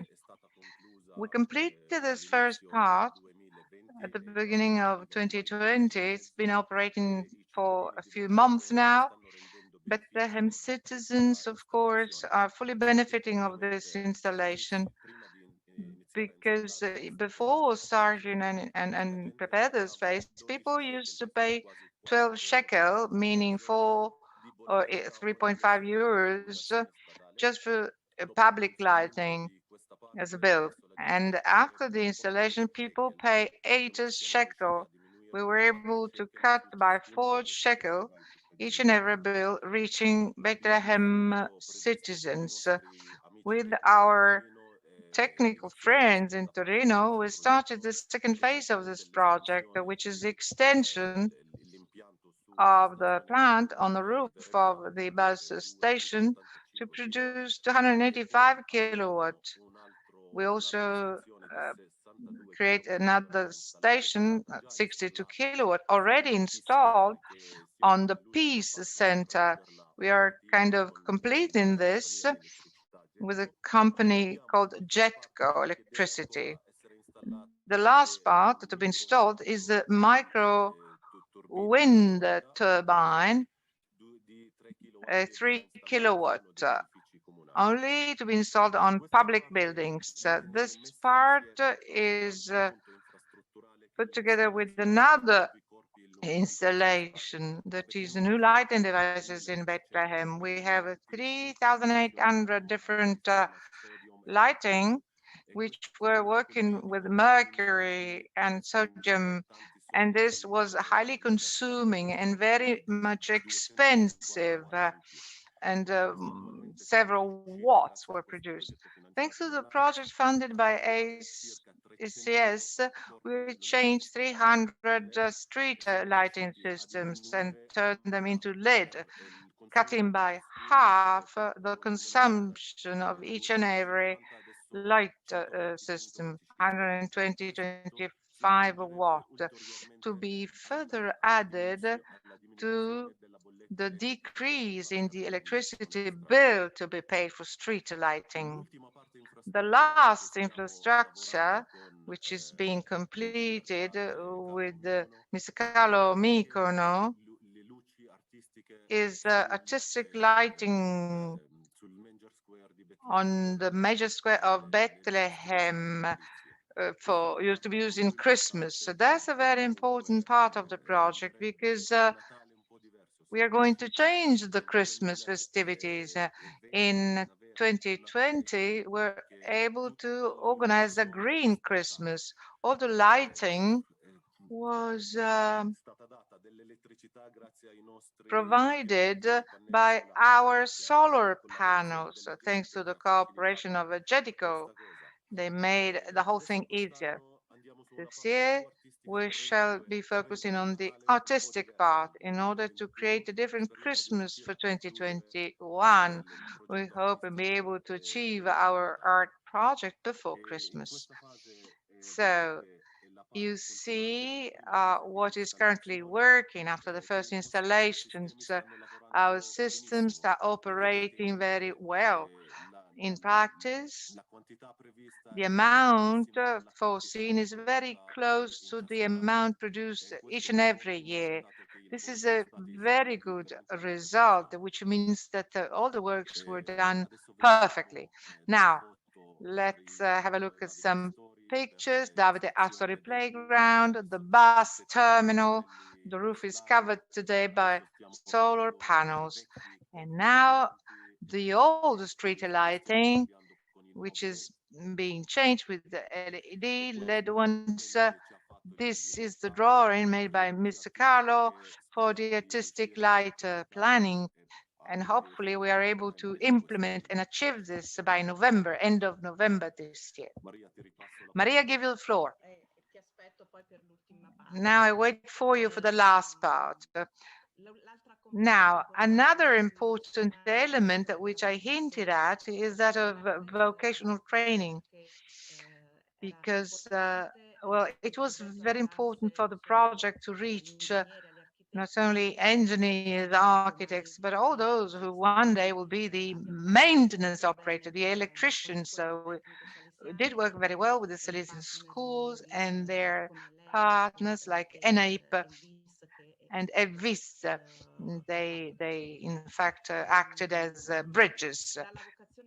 From vocational training, we move further to startups.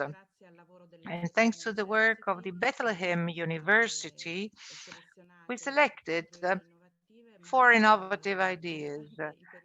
And despite the difficult, critical time, not just for the new companies, but also for the old ones, here and everywhere in the world due to the pandemic, we are able to create an incubator of even 7 ideas to highlight the virtuous circles created by the NUR project. The idea being, and that was already said, not only in terms of Christmas tree, but also to create the symbolic moments to involve the population, as reminded us already, to contribute and change the mindset of the population, not just of that of the experts.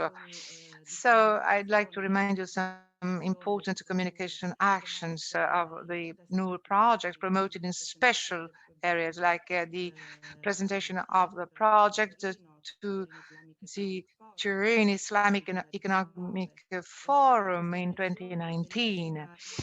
Another beautiful initiative implemented with the Waldorf Hotel in Bethlehem. That was a contest among Palestinian artists, and the winners were, after, of course, the first award ceremony done in Bethlehem, were able to come to Torino for the week of contemporary art and exhibit their works in Paratissima in Art Fair in 2019. NUR went into schools too. We just awarded a few students. That was an initiative involving 3 schools in the area of Torino, we already mentioned. And through this initiative, we were able to cope with the lack of exchanges that were impossible due to COVID. A similar competition is being launched also in Bethlehem. That was a very beautiful involvement of all students in preparing the storyboard of the video that was just shown opening the conference. And thanks to COCOP and its experience, you know, the best practices should involve everyone and all, public authorities, communities, the students, in order to create operating tools to be used even after the end of the project. And now I give the floor to my colleague, because the very last component of the project refers to how to improve the Bethlehem energy plan and governance. We thank for this the Polytechnic of Torino. They drafted a new energy plan that was submitted to our Palestinian partners for, let's say, a better adaptation to their own situation. So the floor again to Ziad. Explain to us how important it is for Bethlehem to have such a support in terms of energy plan. Thank you, Maria. That last part was really one of the most important parts of the project, even if it's only a theoretical, because it's just a draft plan for Bethlehem energy from 2020 through and to 2030. The energy plan is very important in order to create the main guidelines on how to proceed as a electric energy power plant or municipality. This energy plan should be published and distributed to all those involved, especially engineers working in the building sector.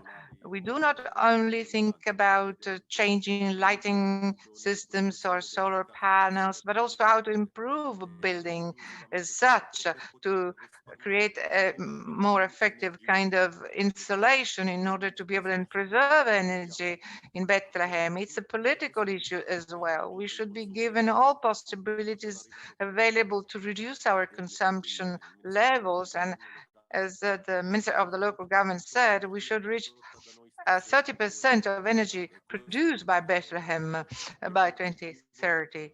This is a goal to absolutely achieve.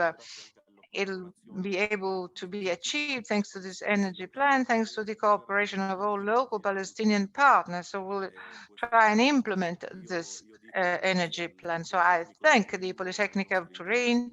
I thank our engineers, Guido and Federico, who actually supported us a lot. And I would also like to thank our two colleagues, Mr. Joa Abuzer, is the general manager of the JETCO, the electricity company, and my colleague, Engineer Habed, he is the electrical engineer working for the municipality. They were very much active during the 3 years of the project in order to make it more performing. I would like to add a small information. Thanks to the project, I learned a lot in the field of electricity and energy. I am an architect by education, but thanks to the project, we were able to create a new project with the city of Kolleyon.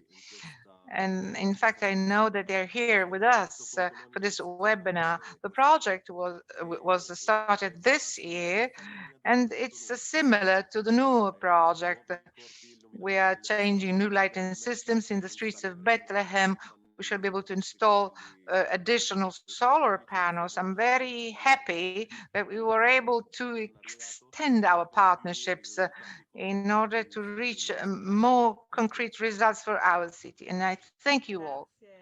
Thank you. Thank you again, Jihad. Thank you very much.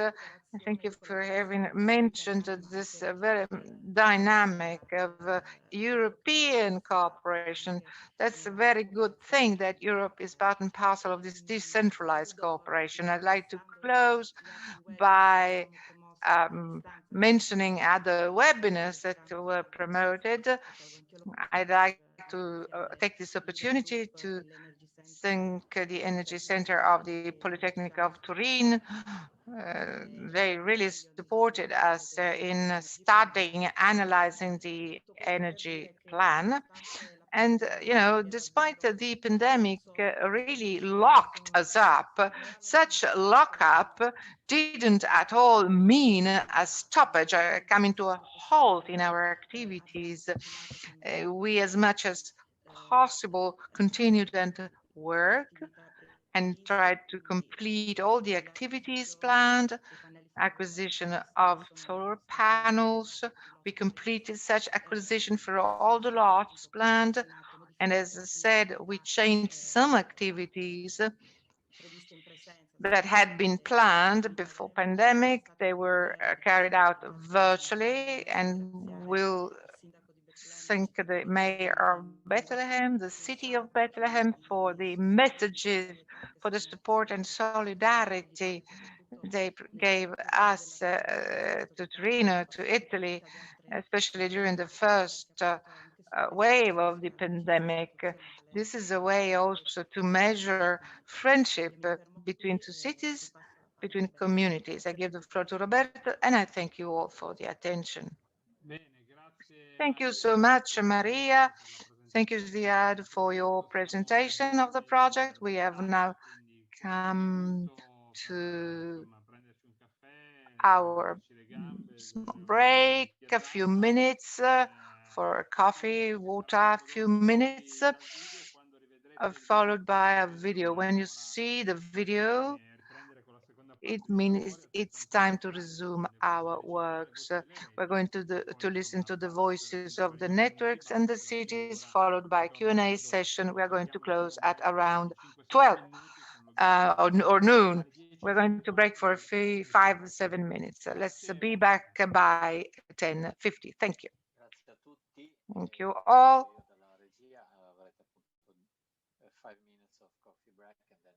we will return on a webinar session. Okay, thank you everyone. See you soon.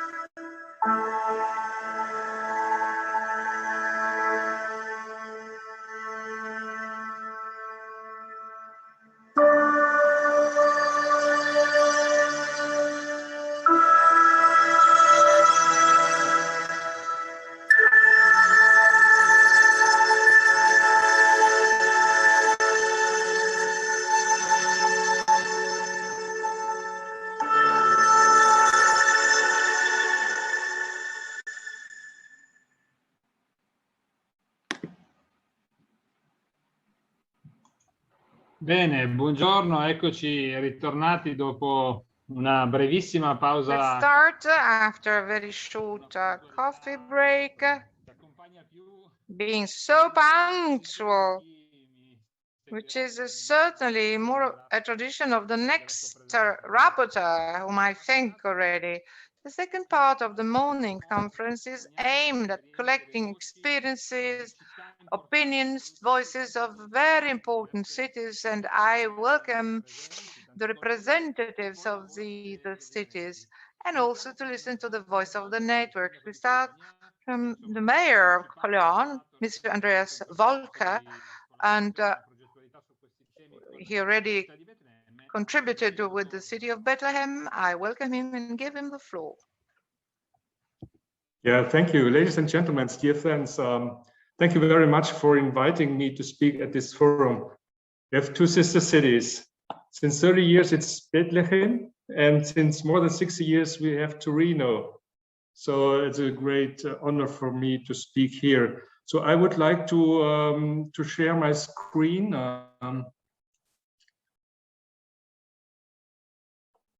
The presentation.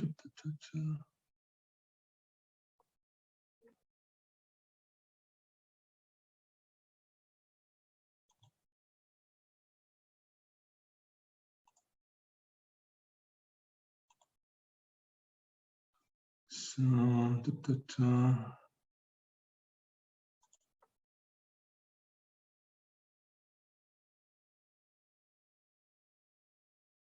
sorry for this. I can't find my PowerPoint presentation. Sorry.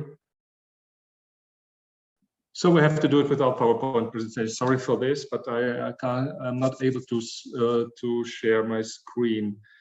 So Cologne has 1 million inhabitants. In the last 60 years, the car and the economic growth have determined the urban design of inner city life. So most of the people have understood the challenge of climate change. In my city, the citizens had the feeling that local politicians are not also, and also the city-owned companies, and we are talking about electricity production, district heating, wastewater, public transport, have shown not enough power for innovation and climate protection efforts. They typically did not invest more in climate protection measures than it was required by law. The action was guided mostly by economic goals, and emission reductions were not a criterion for their decisions. At the last election in 2020, we have a new city council, and the established parties have, because of their poor climate policy, lost massive number of voters, and the Green Party is now the strongest political group in the city council.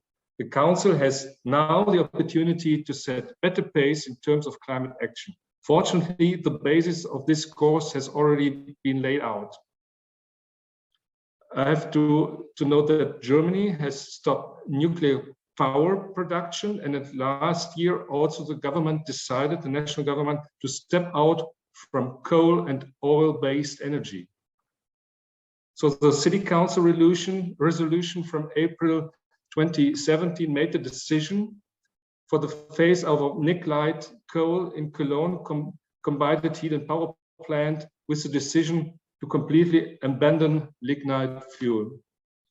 Targeted energy management for municipal buildings by 2007 has made an over 22% reduction in energy consumption per square meter possible, and passive house construction has been set as a standard of full municipal buildings. In 2019, the Council of City of Cologne has also declared a climate emergency. This means that all city activities and council proposals are now assessed as to their climate impact and CO2 and greenhouse gas emissions. The council is the driving force behind the city's push for climate neutrality, and it is developing a timetable for the achievement of this goal with 6 thematic working groups: energy, buildings, industry, mobility, logistics, and nutrition and consumption. The city will do everything in its power to achieve climate neutrality. It only works in coordination with the state, the national, and the European level. We are therefore focusing on a climate neutral, environmentally sound and conscious city, as well as the rapid energy transition to achieve the goal for citywide climate neutrality by 2035 at the latest. Central of these objectives is a climate neutral power supply. The sun offers the greatest potential for generating energy by renewable sources in Cologne, and so this means, for example, that solar systems are to be installed mandatory on all technically suitable roofs of the city-owned buildings and also private buildings. Our city-owned, called Rhine Energy gas and steam power plants, which had also served the balance with the fluctuating feed-in from the solar power to be converted to biogas or methane produced from wind and power surpluses in the medium term. And the district heating network will also be made usable as an energy storage facility for renewable energies by allowing district heating to be produced with electricity in the event of a power surplus. Climate neutrality heat supply is also a key. In practice, that means that our power plant will be replaced in a new environmentally friendly and energy efficient power plant designed to supply power without lignite in 2025 at the latest. Replacing the lignite boilers with a sewage sludge incineration plant enables additionally recover the variable phosphate from the ash. This can very quickly reduce CO2 emissions, and at the same time, district heating production can be increasingly geared to the use of the waste heat and the renewable energies. This also includes adaptation measures to climate change. We aim for Kolleyon to continuously develop a climate resilient city and to contribute to reducing vulnerability by financial support for the vulnerable groups. Through integrated climate smart planning and urban development, the city should increase its adaptive capacity and optimize preparedness for extreme weather events. Here, flooding, drought, and also overheating for residential areas are particularly worth mentioning. Green spaces, water bodies, and trees therefore play an important role in the overall concept. After all, the city of Kolleyon maintains extensive parks with its green belts, and it has 4,000 hectares of forest in its urban territory, and of which 520 hectares are natural forest. These are specifically designed to biodiversity and protected. The most visible changes for the citizen can be implemented in transport policy. Every day, 350,000 workers commute into the city, and around 165,000 commute into the surroundings areas. These enormous commuter traffic volumes are most managed in a climate-friendly way. Our city is growing, like nearly every city is growing. Capacities are already fully utilized, and the citizens want to reclaim the quality of their life in the city. We especially want to encourage a change in transport behavior. Before the pandemic, it happened that the customers were left behind on buses and trains because of overcrowding, and at the same time, car drivers were stuck in traffic jams. Kolleyon business also complained about significant cost in the millions of euros caused by the permanent traffic congestion. The pandemic has significantly accelerated the trends towards behavioral change.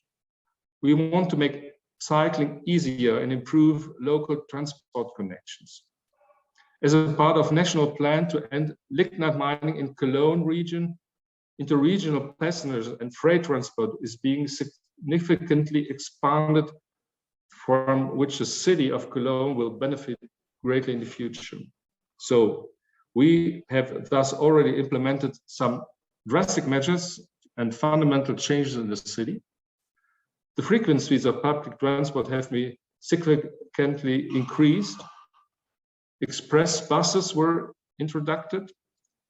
Electric bus routes are being established. By around 60 electric buses have been purchased. Kolleyon's old town is car-free, and public parking have been eliminated in this area. Throughout the city, the number of parking spaces will be massively reduced, and the public space will be made more attractive. Car lanes have become bike lanes. Bicycle streets have been established. There were no major protests. The citizens' biggest fear was that all the former parking spaces would be become outdoor catering areas. So overall, the measures will be well received and the citizens did not go far or far enough. We had feared completely different reactions. This was already evident in the development of the cycling concept, which is drawn up with a great public participation. The administration was urged to proceed more consistently, more quickly, and more decisively. Even in those parts of the city, there were cars originally as priority, and the plans were supported. With a variety of measures, we want to achieve a sustainable transport and urban city. Large investments are planned, but the lack of qualified staff has turned out to be a particular problem. Without qualified staff, our plans and measures cannot be implemented in a timely manner. In the view of the challenges ahead, it's very important to cooperate with other cities and municipalities in Europe and the world and worldwide, and we want to learn from each other.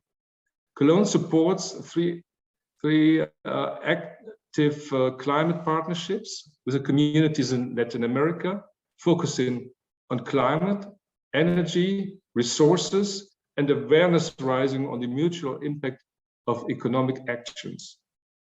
These climate partnerships with Corinta, Nicaragua, Rio de Janeiro, and the community of Yarinacocha in Peru are being expanded into genuine sustainability partnerships aligned with the United Nations Sustainable Development Goals. I think particularly it's great to join the project with our sister city, Bethlehem. The very practical and sustainable project, street lighting, is still a very beginning.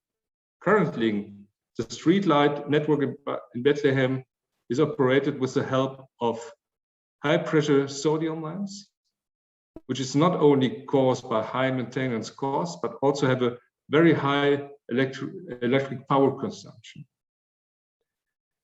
As part of the project of Bethlehem Municipality wants to modernize street lighting by replacing the existing lamps with LED lamps, which would drastically reduce maintenance costs and expenditure of energy. In addition of the replacement of many old lamps, the new lighting poles include LED lighting, are also to be installed and further improve of quality of life for the people of Bethlehem, as only about 70% of the streets in Bethlehem have street lighting so far. Furthermore, a 50 kVp solar system will be installed on the roof of the central bus station. We saw it before, in order to reduce the energy demand for the street lighting, as part of the electricity currently required is covered by the solar system. The city of Bethlehem aims to become sustainable in the area and to stop purchasing electricity from external sources by 2030, thus combating climate change. And I would like to add, and the sun can't be occupied by nobody. I'm convinced that only together we can successfully stop climate change and preserve our livelihoods, because cities are the new countries, and this is why I was pleased to be able to speak here today. Thank you very much.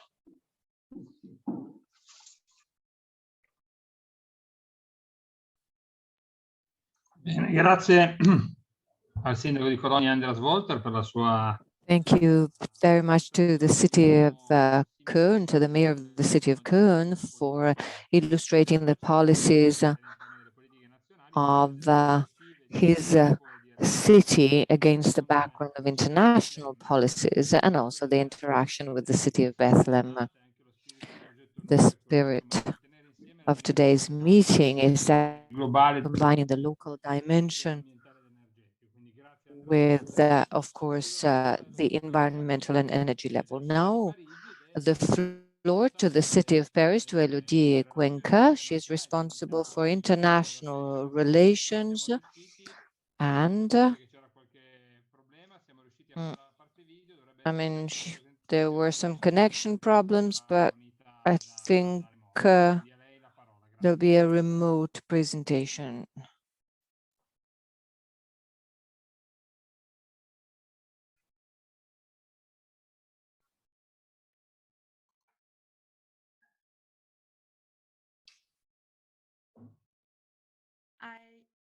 Good morning, everyone. I'm really sorry, my connection is not functioning very well. So I have to cut my camera, but can you hear me well? Yes, great. Yes, of course, it's perfect. It's perfect. Perfect.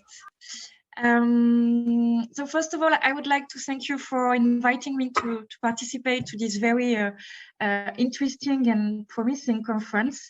I would like to extend my greetings to Excellency Mayor Salman, the Mayor of Bethlehem.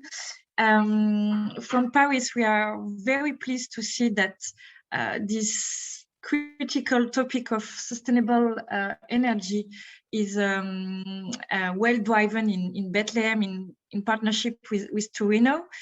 Actually, I'm not really a specialist of energy, but I will try to give you a global picture of the situation in Paris and about the main initiatives we are implementing.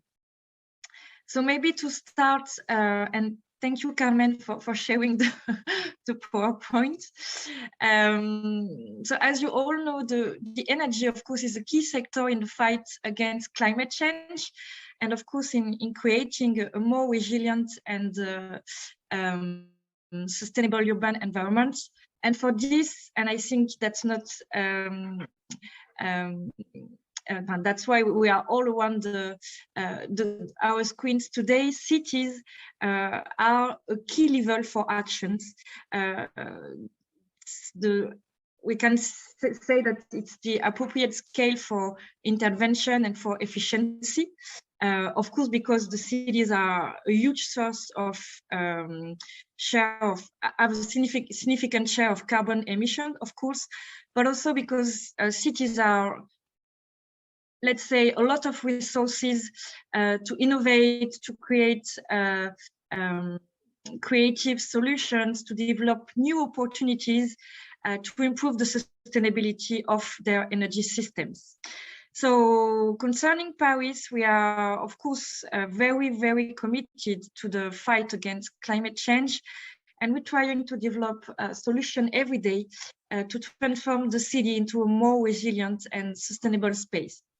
So to do so, we are mainly adopting very ambitious regulatory tools to try to accelerate, to speed up our efforts to reduce greenhouse gas emissions and to improve, at the end, climate efficiency. Maybe we can switch to the, yes, thank you. So our main regulatory plan is what we call the climate plan for Paris, which is a very ambitious plan with very clear objectives, especially about energy consumption. To give you a clear example, our ultimate goal right now is by 2050 to have like 100% of our energy supplies to be renewable. So that's very ambitious. And 20% of this 100% renewable energies should be generated locally. By 2030, we also ambition, and let's say it's tomorrow, to reduce our energy consumption by 30% compared to 2004. And to use at least 45% of renewable energy, which is half of our objective for 2050. So we're trying to develop a lot of tools to optimize energy performance, especially on buildings, because we know they are one of the main source of energy emissions, of greenhouse emissions, sorry. So the first method, I put some picture on the, no, it's the other one, the second one. Thank you. As you can see in the pic, no, the second up. Yes, perfect. This one, sorry. So the first method we use in Paris is, of course, the rehabilitation of buildings whose heat and energy performance are really low, but that are, let's say, easily transformable and adaptable. This is especially the case for the housing from the, let's say, between 45 and 75. That kind of building where conceived during a period where energy consideration were not really the priority. And you can see in this slide the example of a high-rise building, which is called the Tour Bois-le-Prêtre, which has been isolated from the outside. It's it's an external thermic insulation with the addition of prefabricated models on all the facades. That is to say that we have a double advantage. Of course, we improve the isolation, but we also propose to the inhabitants winter gardens. So it's very interesting in the approach. The second tool, and you can move to the other slide. Thank you. It's the rehabilitation of buildings instead of destruction. We are really trying to focus on rehabilitation. And as you know, Paris is very has a lot of heritage buildings, and it's not easy to touch the facades, which are very ornamental and very rich. So it's quite complicated to insulate from the outside. So we're trying to develop a methodology to isolate buildings from the interior facades, which are most of the time much more less decorative and are easier to propose external insulation. So you can see in the picture the difference between the external facade and the interior facade. And we calculated that, like in Paris, we like around 60% of the facades of buildings can be rehabilitated from the inside. Up. Can you move to the other slide? So here we did a show. Our engineers prepared like a model to assess the impact of external insulation, and they did a comparison according to the typology of buildings. So you have the Haussmann building, the more traditional ones, the one from the faubourg, from the outside of the city, the one from the social housing, and the one also from the what we call the Trente Glorieuses, which is the period just after the Second World War. And it shows that actually we can reach like very impressive results after rehabilitation. The other slide, thank you. Finally, one of our main priorities is, of course, to diverse our energy resources and to promote their use on a local level. So we're trying to create kind of a hybrid system to reduce our carbon footprint.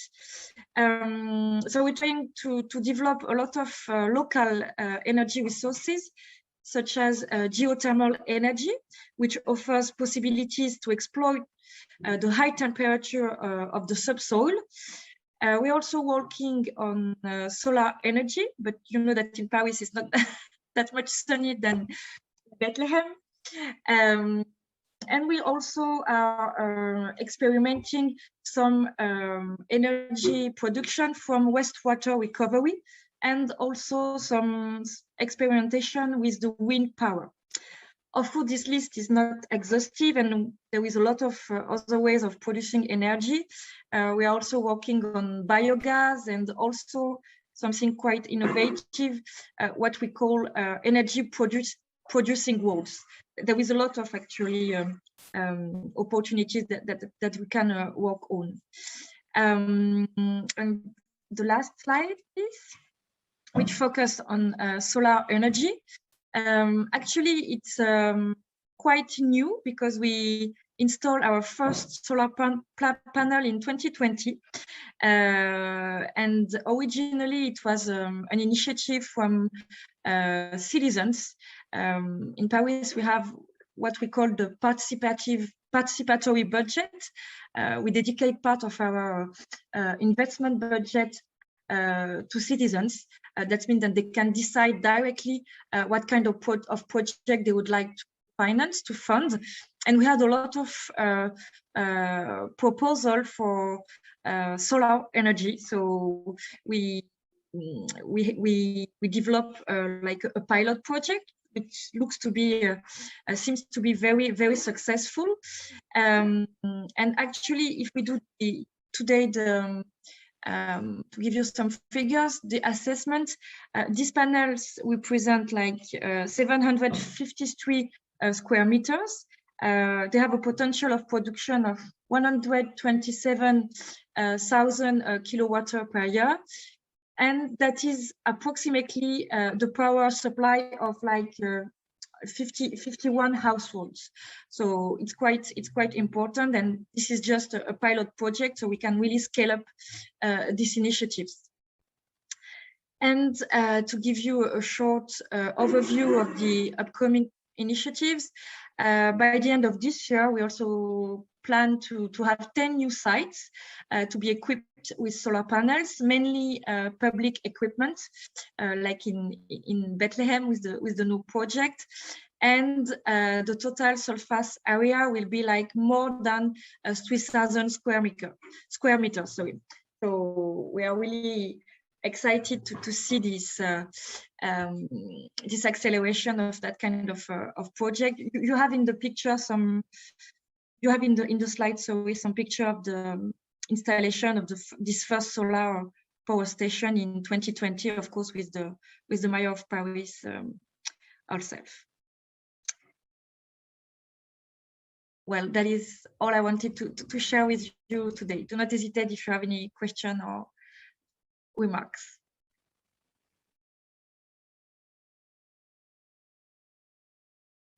Thank you. Grazie. Di Cuenca, grazie, insomma, Thank you very much. Thank you for sharing the experience and the wonderful work of the city of Paris. Let's move on to Barcelona with the Sergi Delgado, who represents Barcelona Energia, and he's going to share with us what Barcelona has been doing.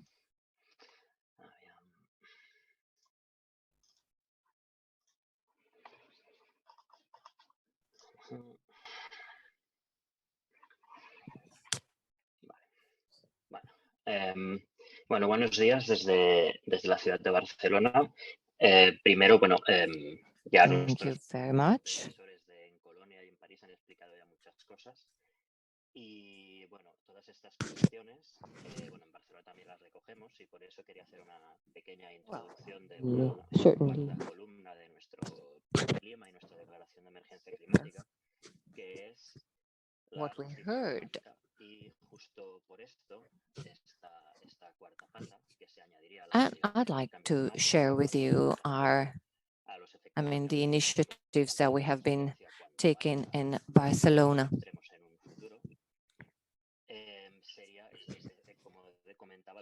Of course, the aim was to develop a certain amount of resilience and what we call climate justice. In Barcelona, we wanted to assess people's vulnerability.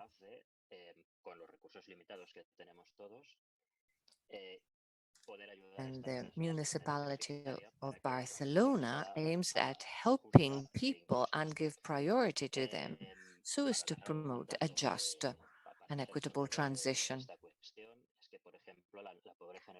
I am now going to share some data and talk about energy poverty in Barcelona, for instance. Well, people who find it difficult to pay their energy bills. That affects 10% of Barcelona citizens. And el cambio climático, como por ejemplo, siendo women, we know, because of various economic reasons, will be more affected from extreme heat and therefore from climate change if we do not address the issue of climate change.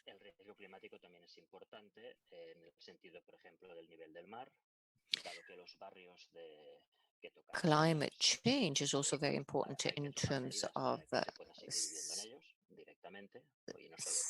sea.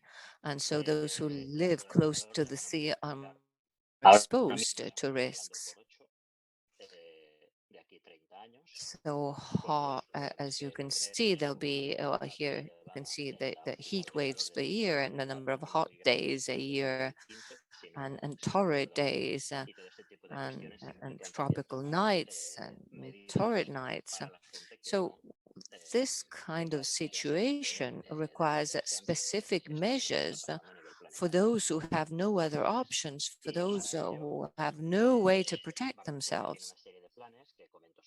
Therefore, Barcelona developed a number of programs, including a climate plan that is in line with the Paris Agreement.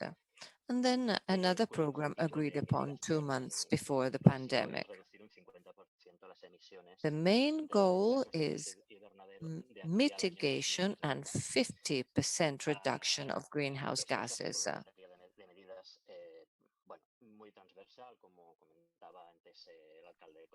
And we'd like to achieve that objective through a number of horizontal initiatives in transport, in the energy sector. Well, that is an area that I know a little bit better because I work in it.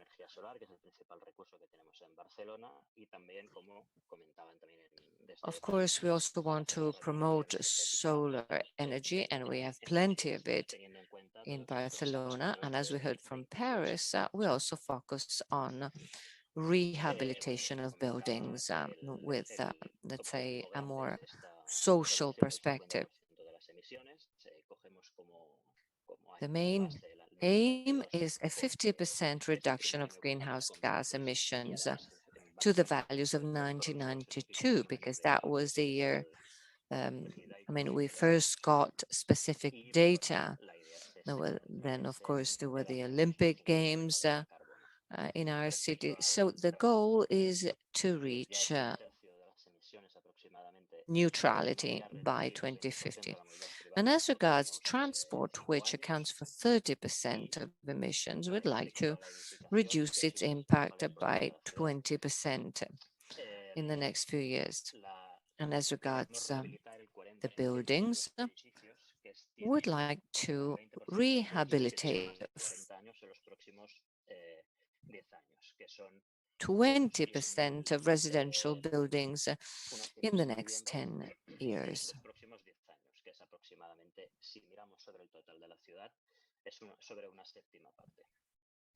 If we consider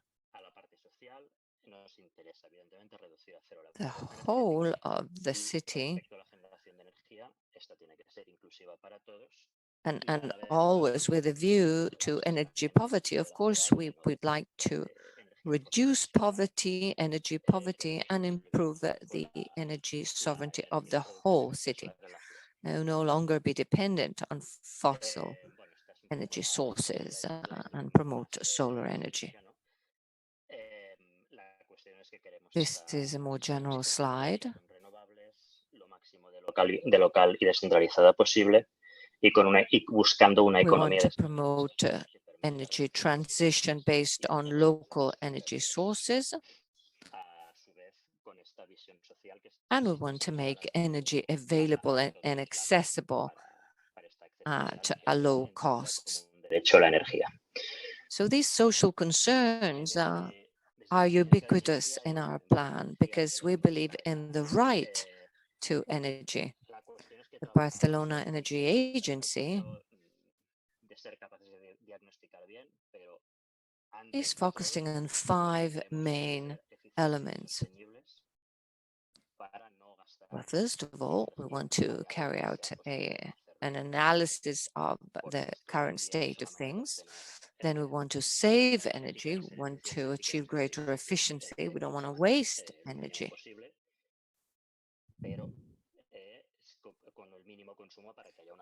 We want to make sure that our buildings consume as little as possible,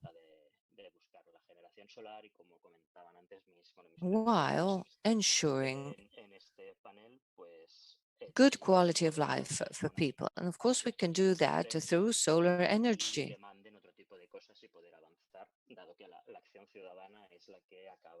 And of course, we want to involve people more.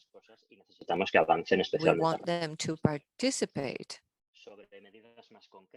because that participation can certainly step up our plans. Tenemos Barcelona stiamo portando avanti Barcelona. Dado que tenemos tres tipos de edificios a rehabilitar, y entonces, perdón, pero es que estoy escuchando la traducción directa y me estoy liando un poquito. Vale. Bueno, tenemos tres tipos de edificios principales a rehabilitar, que son los de la Ciudad Vieja, los del ensanche de Barcelona, que son muy parecidos a los que estaba comentando la persona de París, y luego a la vez la gran inmigración que llega a Barcelona, sobre todo del resto de España, en los años 50 y 60, tienen una doble vertiente, puesto que son edificios construidos rápido y con poquitas normas térmicas para que se pueda vivir bien allí, tanto en invierno como en verano. Y a su vez son barrios con una, bueno, pues es migración, grandes fábricas, etcétera, que tienen unas variables socioeconómicas pues peores que... There are districts, of course, that are poorer compared to others, and it is precisely in those neighborhoods that the municipality wants to focus on and invest more. We have limited resources, and therefore it is key to subsidize communities that are more in need, so that they can all access energy transition, as happens in other areas of the city where citizens have access to greater resources. We're developing various protocols, both for public and private buildings.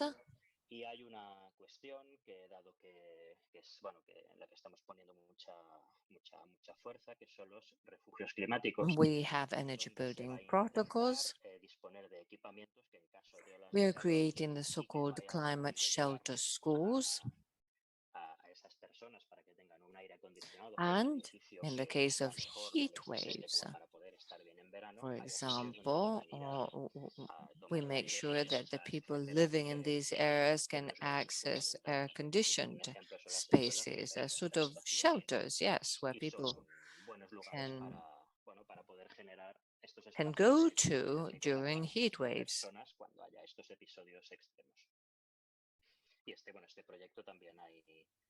So in case of extreme events, there is a shelter. We're collaborating with the European Union for this project. And well, let's see if it will work.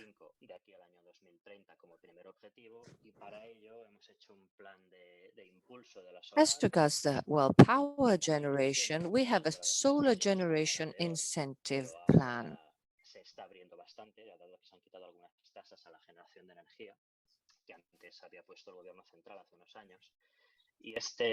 We reduced the taxes imposed by the central government, and all that is based on 4 pillars: private businesses, private roof for spaces, public spaces, so both private and public investment. So joint investments to generate the so-called energy communities. So we want to focus on it, and we would like to generate energy and share it with the citizens, with private organizations, the schools, etc. The state approved a first act that imposes or dictates 500 meters for this the generation of this energy, and then it will be extended to larger areas in the city. Coming to energy sovereignty, we want to achieve greater energy democracy and universal access. Crowdfunding initiatives involve citizens as participants in the energy transition. We also have socialized photovoltaic installations, small private investors helping the city council. So many people participated to achieve the goal.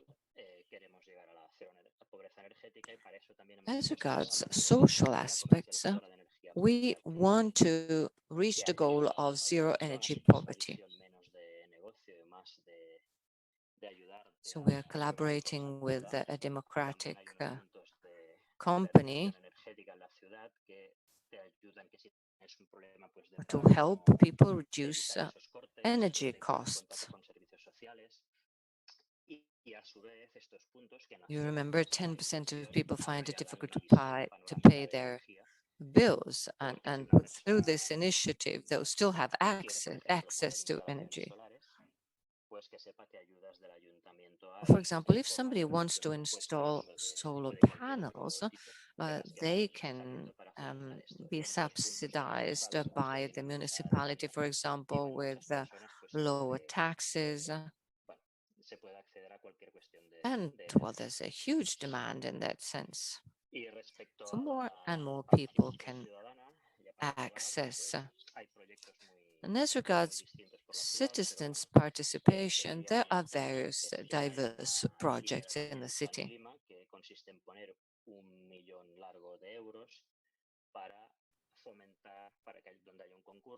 So over €1 million is invested in climate projects through various city initiatives. It's also a way to, of course, advertise these initiatives and to fund them through participatory projects together with the citizens. The municipality will assess the projects, those that have, let's say, a greater positive impact for the city, and will fund the project so that people can participate more and more in this kind of initiatives. That's all. Thank you very much. And if you have questions, you can get in touch. And thank you for inviting me to this conference. Las cuestiones que habéis comentado antes al inicio puedan mejorar y que tengáis una transición energética más tranquila, como la podamos tener nosotros de ahora en adelante. We can move towards a smooth energy transition. Thank you. Grazie davvero per questo intervento. Thank you very much for this intervention. I am going to temporarily replace Mayor Monta because he is currently engaged in another simultaneous Zoom conference. I do thank the Mayor of Kolleyon, responsible of International Cooperation of Paris, and responsible Barcelona Energia for having highlighted that the theme of energy in their cities has been tackled in a holistic manner, just as we did with the Noor project. Of course, looking at dimensions related to technology, infrastructures, as well as paying attention to citizens, making them more aware trying to also look at the economic aspect linked to local development, which kind of aligns our approaches.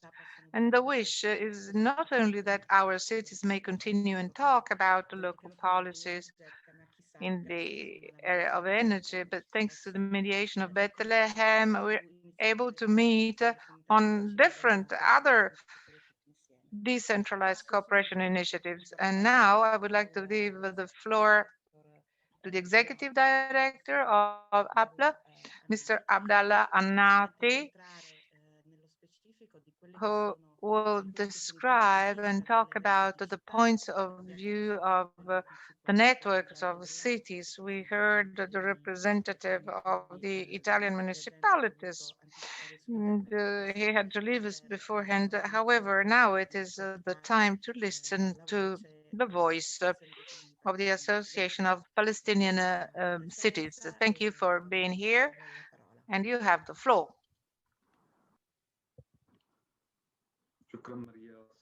Thank you, Maria. Thank you very much. And we are very much happy to be here and discuss about the results of the project. And we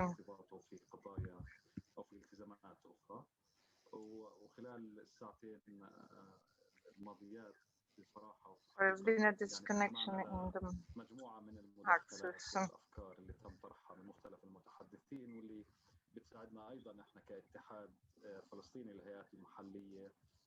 نحدث ونطور خططنا وبرامجنا ومشاريعنا ورؤيتنا الخاصة والهادفة بالدرجة الرئيسية لمساعدة بلدياتنا وهيئاتنا المحلية لتقديم خدمة أفضل للمواطنين الفلسطينيين.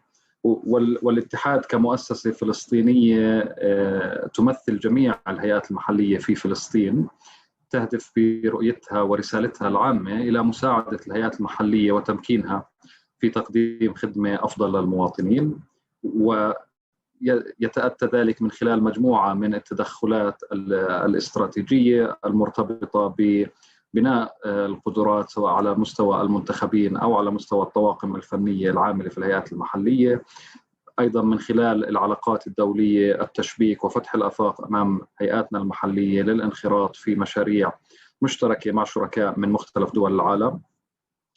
ومهمة رئيسية أيضا الاتحاد يقوم فيها بالشراكة مع وزارة الحكم المحلي So I thank all the partners. We are talking about a new cooperation with the Ministry for International Cooperation and other government and non-government organizations involved in the development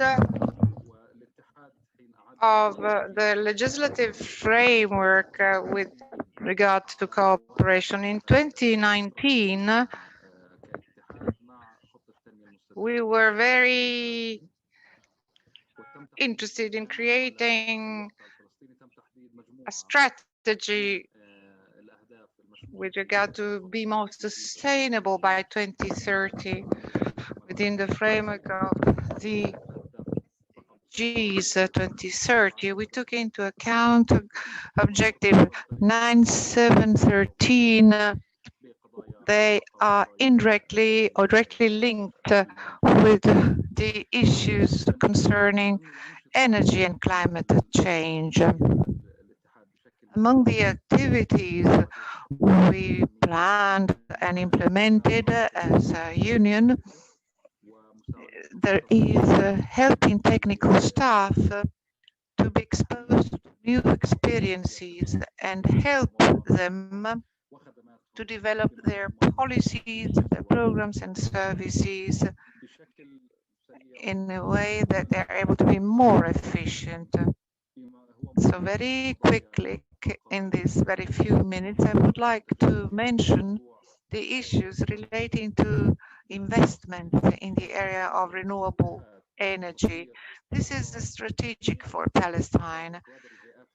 The point of view of the Union is that the skill development, competence development in this area is fundamental for our local development as a union, we certainly focus on investments in human resources who work in this domain. Currently, the union is working with the French Vocational Training Institution. In the past few years, we focused on two main issues: climate change and renewable energy. Energy is one of the most important elements which affect climate change, not only in Palestine, but in the world. So it's worth mentioning the partnership with Germany and the Municipality of Kolleyon. They hosted us several times in the past few years, and there we attended a conference to gather together Palestinian cities and German ones, and we discussed climate change issues, development of our strategic plans in order to be consistent with the SDGs. And these were just a few of the main themes discussed.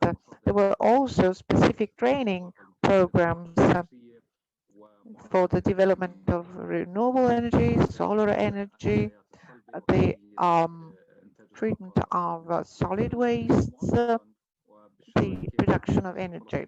So our union lately, and in cooperation with the entity dedicated to green spaces, launched a new project. This project refers and involves several towns in Palestine, and some of the most important interventions were related to advice services in the field of renewable energy. The union, thanks to its wider network of international relations, is firmly committed and engaged in direct relations with people. This is why we certainly encourage the relations between Palestinian cities and other countries. In terms of cooperation, cooperation is key. It's one of the most important challenges that we tackle, but one of the problems are financial resources. A study was carried out in this area, made by the union in cooperation with the Palestinian cities, and we have seen that the financial situation is one of the most critical issues. For this reason, in cooperation with the Ministry of International Cooperation and other agencies, we are currently working out a partnership between the private sector and municipalities in Palestine. This is a way to facilitate, to improve cooperation among municipalities. One of the key questions is the question of policies and laws that, of course, refer to the work of municipalities. We are present in several committees. We are involved in several questions linked to the lawmaking processes and development of alternative energy sources and their use. We study multi-sectoral plans, and we cooperate with several other entities. We are an important part in the agenda for sustainable development. In particular, we elaborate the goal number 11. Among the most important interventions is our own cooperation with research institutes, universities in and out Palestine. We try as much as possible to provide guidelines to the research institutions in Palestinian universities so that they focus their research on priority issues like renewable energy sources in the near future. Despite challenges and difficulties, despite the COVID-19, we are about to prepare a specialized team, and from several points of view, technical, financial aspects, strategic planning, all the issues relating to renewable energy. And the main task of the team will be to provide advice to Palestinian cities in order for them to implement their projects, taking into account Palestinian priorities and the global priorities in the field of sustainable energy. In cooperation with NDP, we collected data directly linked to renewable energy for the production of electric energy through renewable sources. A few days ago, we signed an agreement, a cooperation agreement, to implement a series of projects that are linked, of course, with the issue of renewable energy. The Union is making continuous efforts to support Palestinian municipalities in terms of new proposals, to obtain financings through donors. The Union adopted a series of local plans to improve services offered to citizens through the creation of an appropriate infrastructure to attract private sector's investment. I thank you so much. I already spent my whole time. Thank you so much. Thank you very much for this very interesting intervention, which opened a window on this intermunicipality kind of situation and the energy policies in Palestine and cooperation and decentralized cooperation. Thank you very much, APLA, for your presence, which is for us a constant presence. We met on all the occasions when cooperating with Palestinian cities. This is a continuity given also by ANCHIP. Without further ado, I give the floor to Andrea Ferrari, the president of the Local Entities for Peace, a partner that is fundamental not only within the activities promoted with and by COCOPA, but a real reference in Italy for cooperation with the Palestinian entities. So now you have the floor, and thank you so much for your participation. Thank you all. I thank you for the invitation. I thank Mrs. Appendino, President of the Coordination of the Municipality for Peace, Mr. Roberto Monta. Thank all the guests. Thank you for having invited us as in National Coordination for Peace to this conference, which is focused on themes that concern us all. I thank all the friends with whom we've been cooperating for years, the mayor of Bethlehem, Salman, Carmen Gattas. They welcomed us in Bethlehem a year ago with a delegation over 110 people made up of local administrators and citizens in our last peace mission in January last year, just before the lockup and the pandemic. This conference, we shouldn't forget, despite the fundamental part mentioned, has been held a few weeks after a terrible violence wave which hit the Palestinian territories, in particular Gaza and Israel. I think it's important to remind here the words of the General Secretary of the UN, Guterres, and the High Commissioner of the UN for Human Rights. They reaffirm, both of them, the urgent need to tackle the roots of the problem. with these words they expressed a few days ago. Clearly, you cannot tackle the causes, the root causes of this violence. If we do not tackle the root causes of this violence, it'll be a sad situation before a new cycle of violence starts with pain, suffering for civilians on both sides. A genuine process of peace should be implemented to tackle these very root causes and put the end to the occupation. We all know, though, the operators in the area of peace, there's only one way to stop violence that are really hitting Jerusalem and the Holy Land. To recognize the Palestinian people, the same dignity, the same liberty, the same rights that we recognize and acknowledge the Israelis. It's not enough to claim for the stoppage of violence and war.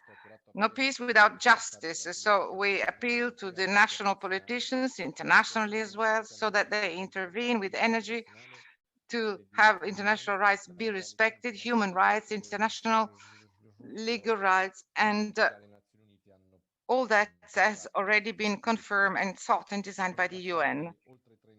Over 30 years have elapsed from December 1989, where more than 30,000 Italians, Palestinians, Israelis organized as a coordination a human chain of peace around the walls of Jerusalem.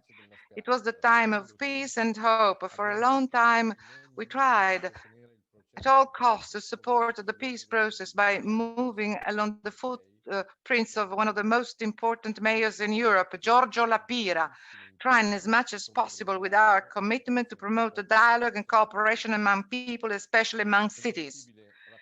It's impossible to tell it in very few minutes. There's so many projects, bilateral cooperational projects, awareness campaigns organized by many municipalities in Italy. I'd like to underline that in the past few years, we've been working on two paths.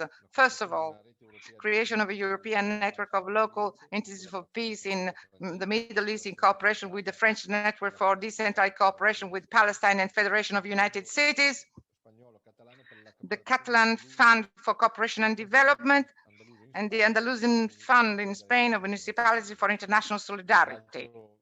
The other side is the promotion of meetings and cooperation among local entities in Palestine and Israel and their association, APLA EULAI. We supported their Dutch project to build up the Alliance for Peace in NAP. Today, we should acknowledge that all this is certainly more than necessary and even more difficult. For this reason, we need to develop a new awareness of the importance of a new cooperation and create networks at all levels among municipalities, local institutions, national, international institutions, the public, the private. Today, everything is more difficult. However, it's not true that we cannot do anything. We only needed to be willing to design and cooperate together.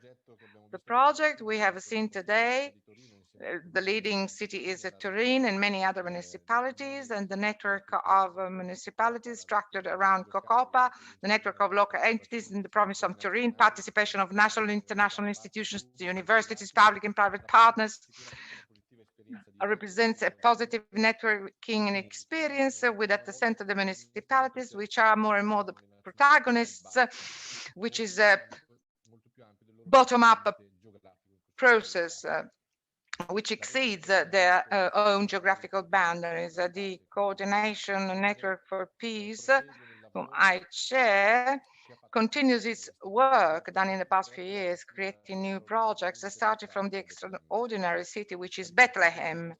The restarting of our cities after COVID should become the restarting of Bethlehem and all the other cities in this area.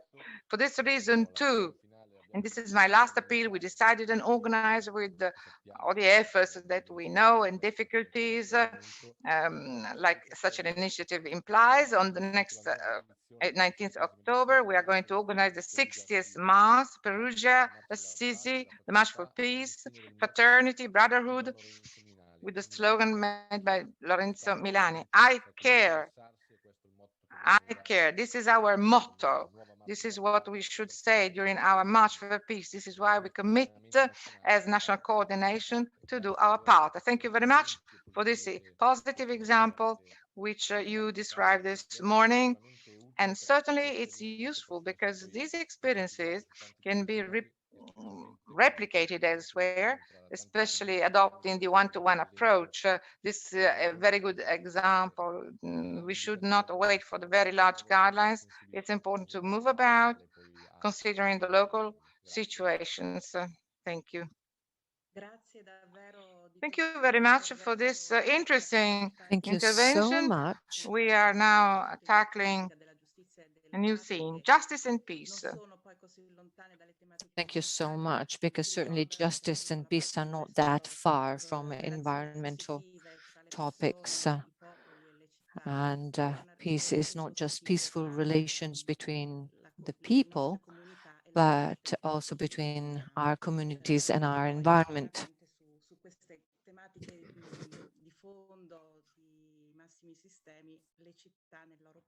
And clearly cities in their own territory, in their own community, seek local and social policies so as to contribute to these both local and global policies. Waiting for the mayor to join. He's not far away, but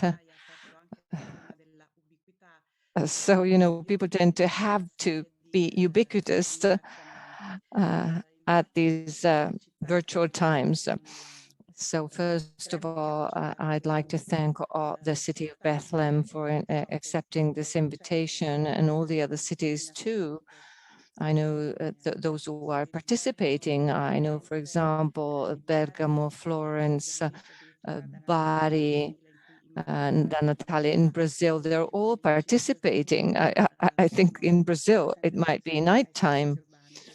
So the head of Department for Urban Services is participating. We feel honored and privileged.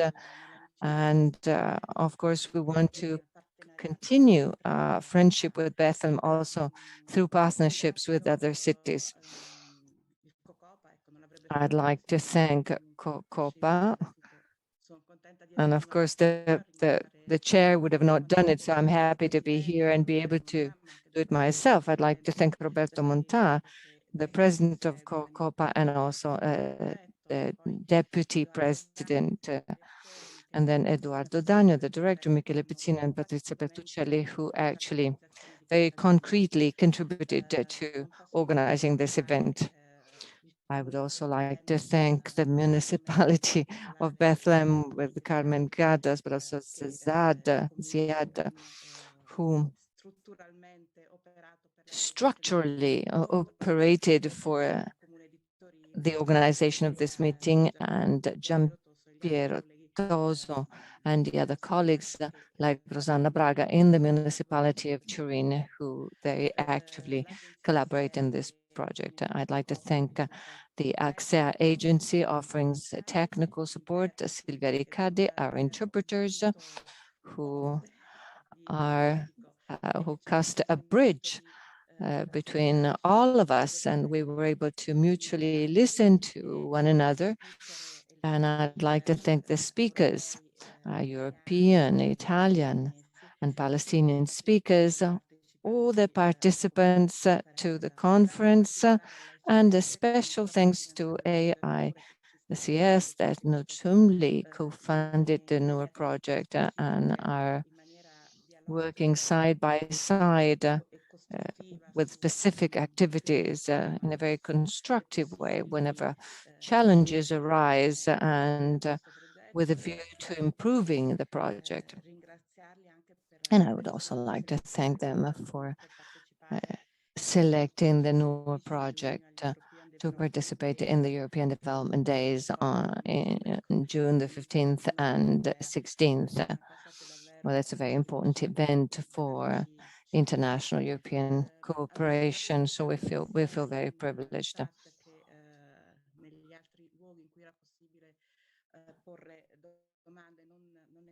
There are no questions in the chat, and we can therefore close. We're only 4 minutes late. Wow. We had a very intensive and dense morning. So should there be any comments, of course, you can send us emails both to Turin and to Bethlehem. You can get in touch. COCOPA is also at your disposal for any questions or suggestions. Today's meeting, with this exchange of reflections on social energy policies that are conducted at a local level but would make sense if they were not promoted by other local realities in the framework of international policies. So that says a lot about the importance of interdependency, interaction between different cities worldwide. And the pandemic clearly highlighted that either you all develop immunity, or public health can hardly become an isolated effort. And so that applies to health, it applies to environmental well-being, and it also applies to relational and social welfare, as well as justice and peace. I'd like to thank you all once again,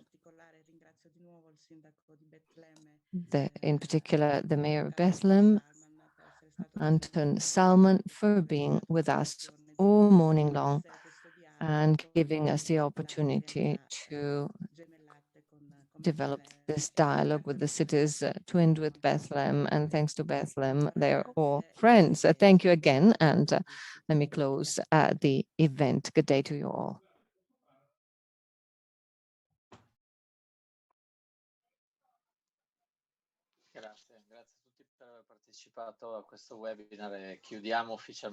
Thank you all. We'd like to officially close the session. Enjoy your lunch and have a good week. Thank you.